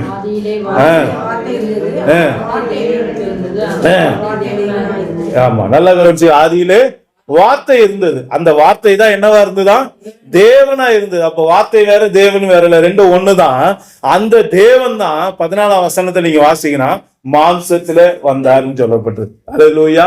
அப்ப நல்லா கவனிங்க, இந்த இயேசுவே தேவனா இருக்கிறார், இந்த இயேசுவே வார்த்தையா இருக்கிறார். அல்லேலூயா. அதனால இந்த வசனத்தில் ஆதியிலே வார்த்தை இருந்தது, அந்த வார்த்தை தேவனிடத்தில் இருந்தது, அந்த வார்த்தையே தேவனா இருந்தது. அல்லேலூயா. அப்ப அந்த வார்த்தை யாரு? இயேசு கிறிஸ்து. அந்த தேவன் யாரு? இயேசு கிறிஸ்து. அப்ப இயேசுவாகிய அந்த வார்த்தை, இயேசுவாகிய அந்த தேவன் தான் மாம்சத்திலே வெளிப்பட்ட இயேசு கிறிஸ்துவாக இருக்கிறார். அல்லேலூயா. அடுத்து இன்னொரு காரியத்தை நம்ம பார்ப்போம் பாருங்க. 1 தீமோத்தேயு 2ஆம் அதிகாரம் 5-6 வாசிங்க. 1 தீமோத்தேயு 2ஆம் அதிகாரம் 5-6 வாசிங்க. நல்லா கவனிங்க. தேவன் ஒருவரே, தேவனுக்கும் மனுஷருக்கும் மத்தியஸ்தரும் ஒருவரே, எல்லாரையும் மீட்கும் பொருளாக தம்மை ஒப்பு கொடுத்த மனுஷனாகிய கிறிஸ்து இயேசு அவரே விளங்கி வருகிறது. நல்லா கவனிச்சு பாருங்க. தேவன் ஒருத்தரு, தேவனுக்கும் மத்தியஸ்தருக்கும் ஒருத்தரு, எல்லாரையும் மீட்கும் பொருளாக தம்மை ஒப்பு கொடுத்த கிறிஸ்து இயேசு தான் அவர். நல்லா கவனிச்சீங்களா? அப்ப ஒரே தேவன் சொல்றாங்களே, அது யாருன்னா இயேசு. மத்தியஸ்தர் சொல்றாங்களே, அது யாரு? இயேசு. எல்லாரையும் மீட்கும் பொருளாக வந்தவர் யாரு? இயேசு. அல்லேலூயா. அப்ப தேவன் யாரு? இயேசுதான் தேவனா இருக்கிறார். அதான் ஆண்டவர் கற்றுக் கொடுக்கிறார் பாருங்க. அப்போ இன்னைக்கு ஆண்டவரை குறித்து நீங்க அறிகிற அறிவில வளரணும்னா வேதம் என்ன சொல்லுது அப்படின்னு பாருங்க. கடைசி வசனத்தை வாசிச்சு நம்ம முடிப்போம். 19ஆம் அதிகாரம், நீதிமொழிகள் 19ஆம் அதிகாரம் 27ஆம் வசனத்தை வாசிங்க. இன்னைக்கு தேவனை குறித்து அறிகிற அறிவில நீங்களும் நானும் வளரணும்னா என்ன செய்யணும், என்ன செய்யக்கூடாதுன்னு அழகா சொல்லப்பட்டிருக்கு பாருங்க. ஆமே. அதாவது தேவனை குறித்து அறிகிற அறிவை தரும் வார்த்தைகளை விட்டு விலக செய்யக்கூடிய போதகங்களை கேளாதே அப்படின்றார். நல்லா புரிஞ்சுக்கொள்ளுங்க. இன்னைக்கு ஏசப்பாவை குறித்து நீங்களும் நானும் அறிந்து கொள்ளணும்னா ஏசப்பாவுடைய வார்த்தையின் மூலமாக தான் அறிந்து கொள்ள முடியும். அந்த ஏசப்பா யாருன்றதை அறிந்து கொள்றதுக்கு உங்களுக்கு எனக்கும் கொடுக்கப்பட்ட ஒரு திறவுகோல் எதுனா வேத புஸ்தகம் மாத்திரமே. அப்ப வேதத்திலே கர்த்தருடைய பரிசுத்த ஆவியினுடைய உதவியோடு நீங்க வேதத்தை வாசிக்கும் போது, அவர் வேதம் சொல்ல பரிசுத்த ஆவியானவர் உங்களிடத்துல வரும்போது சகல சத்தியத்துக்குள்ள உங்களை வழி நடத்துவார்னு சொன்னார் இல்லையா? வேதத்துல இருக்கிற எல்லா ரகசியங்களையும் உங்களுக்கு அழகாக வெளிப்படுத்தி கொடுப்பார். அப்ப ஏசப்பா யாரு, அவர் எப்படிப்பட்டவர், அவருக்கு பிடிச்சது எது, பிடிக்காது எதுன்னு சொல்லி எல்லாவற்றையும் அறிந்து கொள்ள கர்த்தர் உதவி செய்வார். ஆனா அதுக்கு பதிலா வேதத்தை வாசிக்கிறதுக்கு பதிலா பலவிதமான நீங்க உபதேசங்களை கேட்கிறவங்களா இருந்தா அந்த உபதேசம் என்ன பண்ணிருந்தா உங்களை ஆண்டவரை குறித்து அறிகிற அறிவில வளரவே செய்யாது, அதை விட்டு விலக செய்யும். அல்லேலூயா. அப்ப நல்லா புரிந்து கொள்ளுங்க. அதனாலதான் ஆண்டவர் சொல்றாரு, அறிவை தரும் வார்த்தைகளை விட்டு விலக செய்யும் போதகங்களை நீ கேட்காத அப்படின்றாரு. அப்படின்னா என்ன அர்த்தம்? கரெக்டா உங்களுக்கு ஆண்டவர் சில காரியங்களை வெளிப்படுத்தி கொடுத்தாரா, அழகா அதை பிடிச்சி நீங்க பாட்டு அதே பைபிளை வாசிங்க, ஆண்டவர்கிட்ட கேளுங்க, ஆண்டவர் ரகசியத்தை வெளிப்படுத்திட்டு போயிட்டே இருப்பாரு. அதை விட்டுட்டு நான் இவங்கள பாக்குறேன், இவங்க செய்தி கேட்கிறேன், அவங்க செய்தி கேட்கிறேன்னு பலவிதமான செய்திகளை கேட்டனா நீங்க நல்லா புரிந்து கொள்ளுங்க, அந்த செய்திகள் உங்களை என்ன பண்ணுன்னா ஆண்டவர் அறிகிற அறிவை விட்டு உங்களை விலக செய்யும். கொஞ்சம் கொஞ்சமா உங்களை என்ன பண்ணிடும், உங்க ஆவிக்குரிய வாழ்க்கையை அது நியூட்ரலைஸ் பண்ணிடும். அல்லேலூயா. நீர்த்து போக பண்ணிடும், ஒண்ணு எல்லாம் ஆக்கிரும். அதனாலதான் ஆண்டவர் சொல்ல எப்போதும் வேதத்தை வாசிங்க. கர்த்தருடைய வேதத்திலே இரவும் பகலும் தியானமா இருக்கிற மனுஷன் பாக்கியவான். அவன் நீர்க்கால்களின் ஓரத்திலே நடப்பட்டு தன் காலத்திலே தன் கனியை தந்து இலையுதிராது இருக்கிற மரத்தை போல இருப்பான். அவன் செய்வதெல்லாம் வாய்க்கும். இரவும் பகலும் வேதத்தை தான் வாசிக்க சொல்லி இருக்காரு. இரவும் பகலும் கர்த்தருடைய சமூகத்துல தான் இருக்கணும்னு சொல்லி இருக்காரு. அதை விட்டுட்டு நம்ம பலவிதமான உபதேசங்களை டிவிலயோ அல்லது கம்ப்யூட்டர் மூலமாக அல்லது யூடியூப் மூலமா நம்ம கேட்டுக்கிட்டே இருந்தா நல்லா புரிந்து கொள்ளுங்க, நீங்க அறிந்திருக்கிற சத்தியத்தை விட்டு உங்களை விலக செஞ்சிடும். அல்லேலூயா. அப்ப நல்லா புரிந்துங்க, வேதத்தை வாசிங்க. வேதமே உங்களுக்கு நித்திய ஜீவனை கொடுக்க, என்னை குறித்து சாட்சி கொடுக்கிறவைகள் அவைகள் தான். உபதேசம் சொல்லல. ஆண்டவர் என்ன சொல்ல, என்னை பத்தி நீங்க நானும் தெரிஞ்சுக்கணும்னா, ஆண்டவரை பத்தி தெரிஞ்சுக்கணும்னா வேதத்தை வாசிங்க. வேதத்துக்குள்ள நித்திய ஜீவன் உண்டு. அததான் ஆண்டவர் சொல்றாரு. அப்ப இன்னைக்கு இந்த உபதேசங்கள் நம்ம என்ன பண்ணுதுன்னா, மனுஷனுடைய உபதேசம் என்ன பண்ணுது, அது தேவனை விட்டு விலகு செய்யுது. அன்னைக்கும் அப்படிதான் இருந்தது. நம்ம அந்த கொஸ்டின் பேப்பர் எழுதும் போதெல்லாம் நீங்க பார்த்திருப்பீங்களே, பரிசேயரை குறித்து சொல்லப்பட்டது.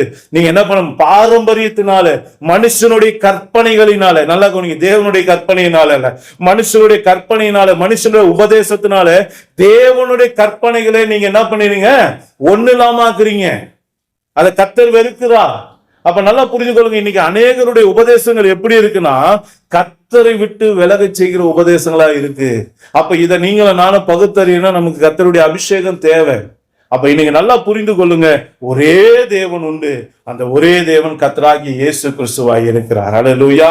அப்ப மனவாட்டிக்கு இது நல்லா தெரிஞ்சிருக்கணும், ஆண்டவருடைய பிள்ளைக்கு நல்லா தெரிஞ்சிருக்கணும். அது தெரிஞ்சா மட்டும்தான் இன்னைக்கு ஆவிக்குரிய வாழ்க்கையில நீங்க தொடர்ந்து முன்னேற முடியும். அல்லேலூயா.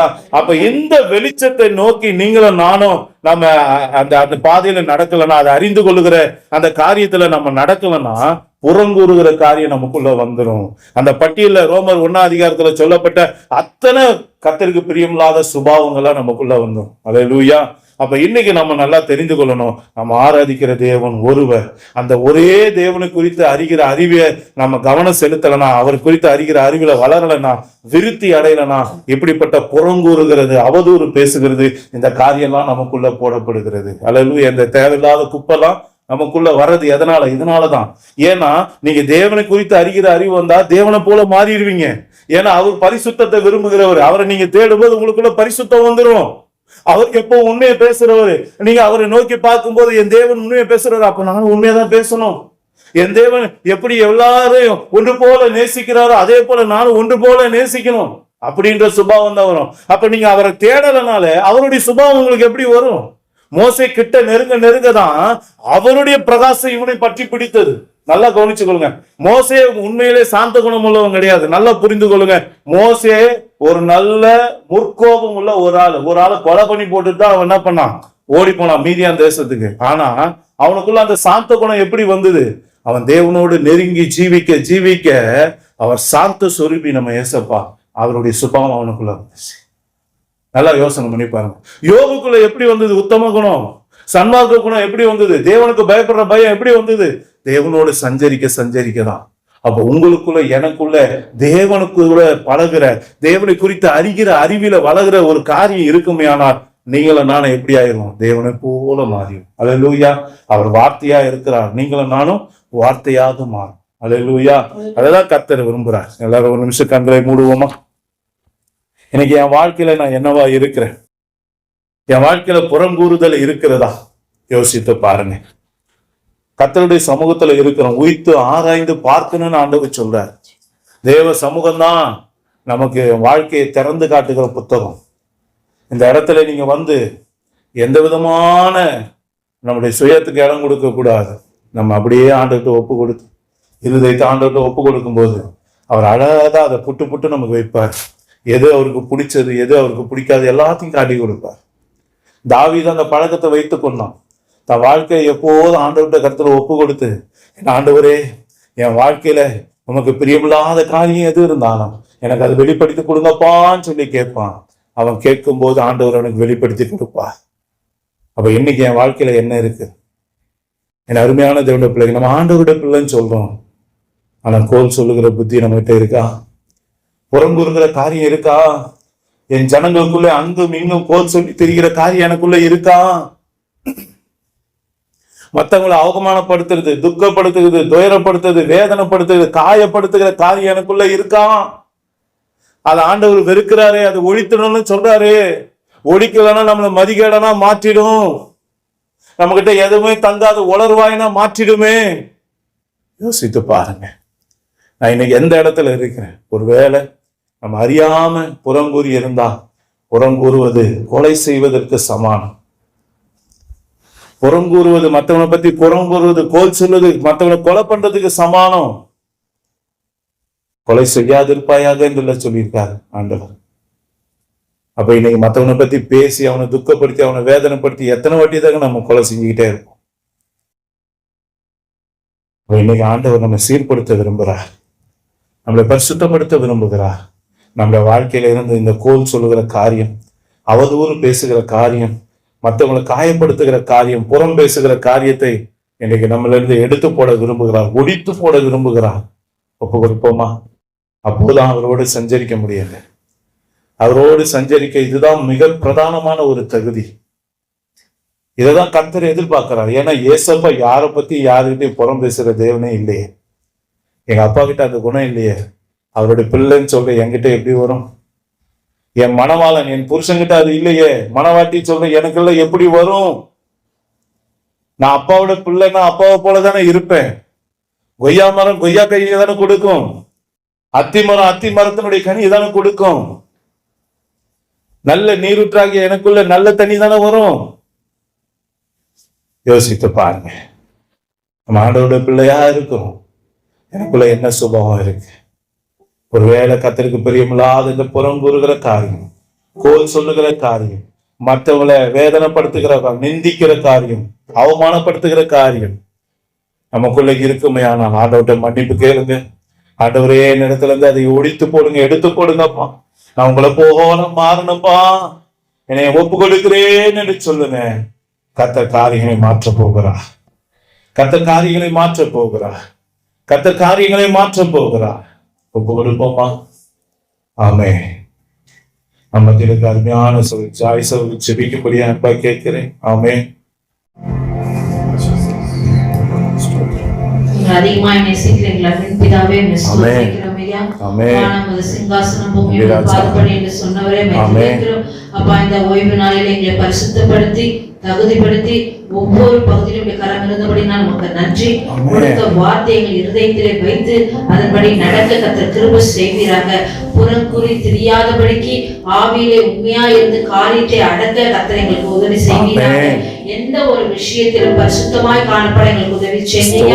வார்த்தையின்படி இந்த காலம் கடைசி காலம் ஐயா. நீதி செய்கிறவன் இன்னும் நீதி செய்யட்டும், இன்னும் பரிசுத்தம் ஆகட்டும் என்று சொல்லி இருக்கிறேன். எங்களை தகுதிப்படுத்திக் கொண்டே இருப்பீராக.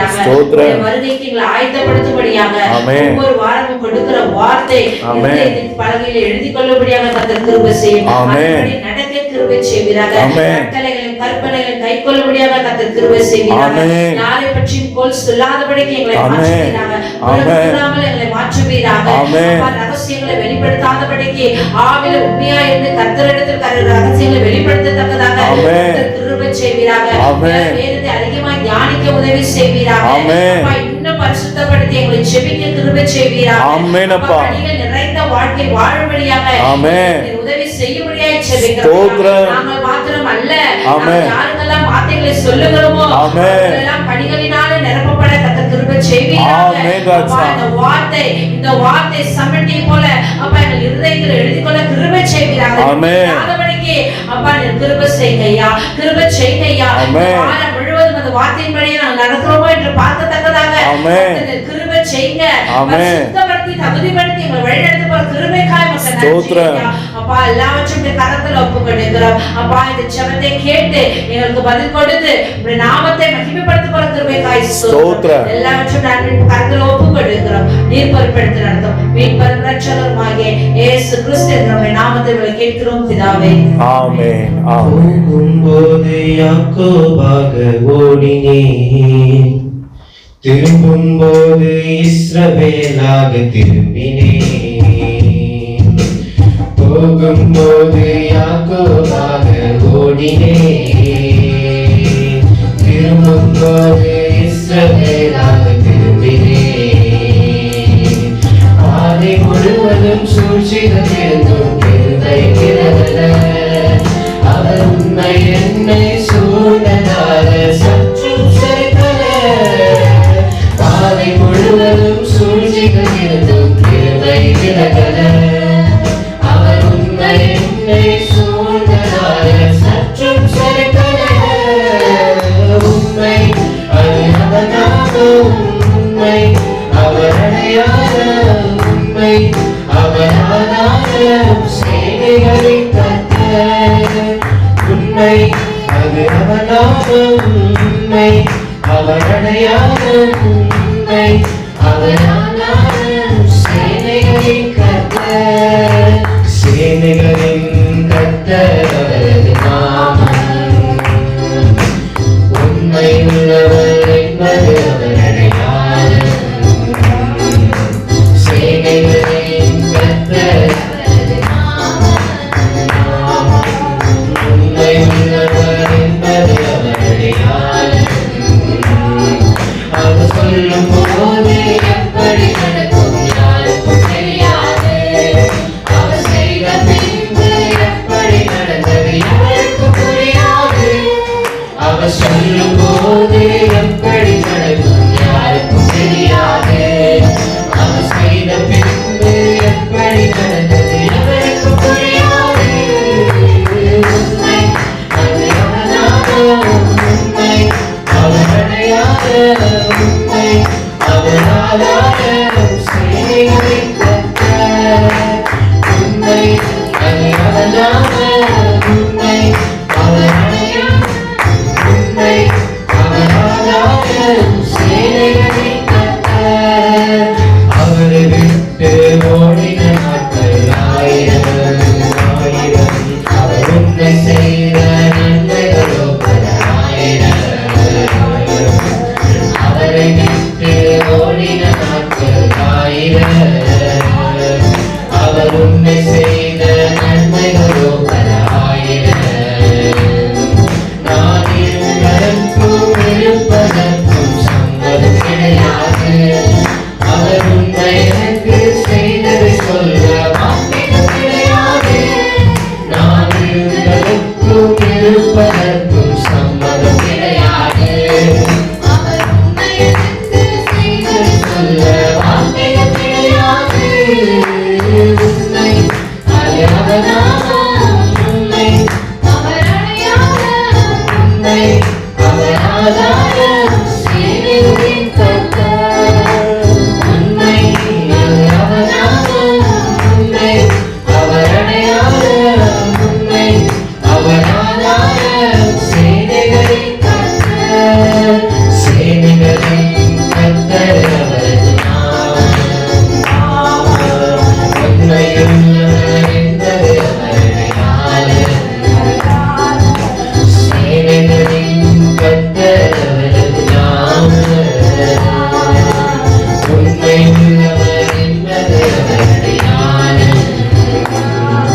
அவர் சொல்லும் போது எப்படி நடக்கும் யாருக்கும் தெரியாது, அவர் செய்த பின்பு எப்படி நடந்தது எவருக்கு புரியாது. அவர் சொல்லும் போது எப்படி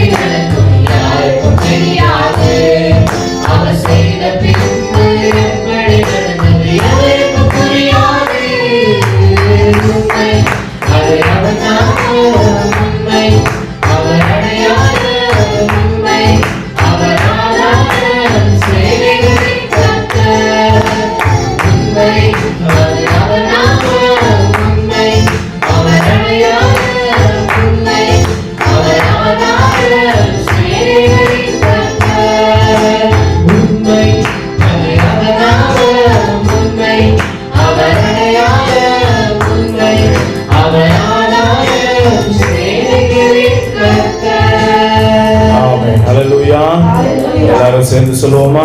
என் ஆத்மாவே கர்த்தரை ஸ்தோத்திரி, என் முழு உள்ளமே அவருடைய பரிசுத்த நாமத்தை ஸ்தோத்திரி.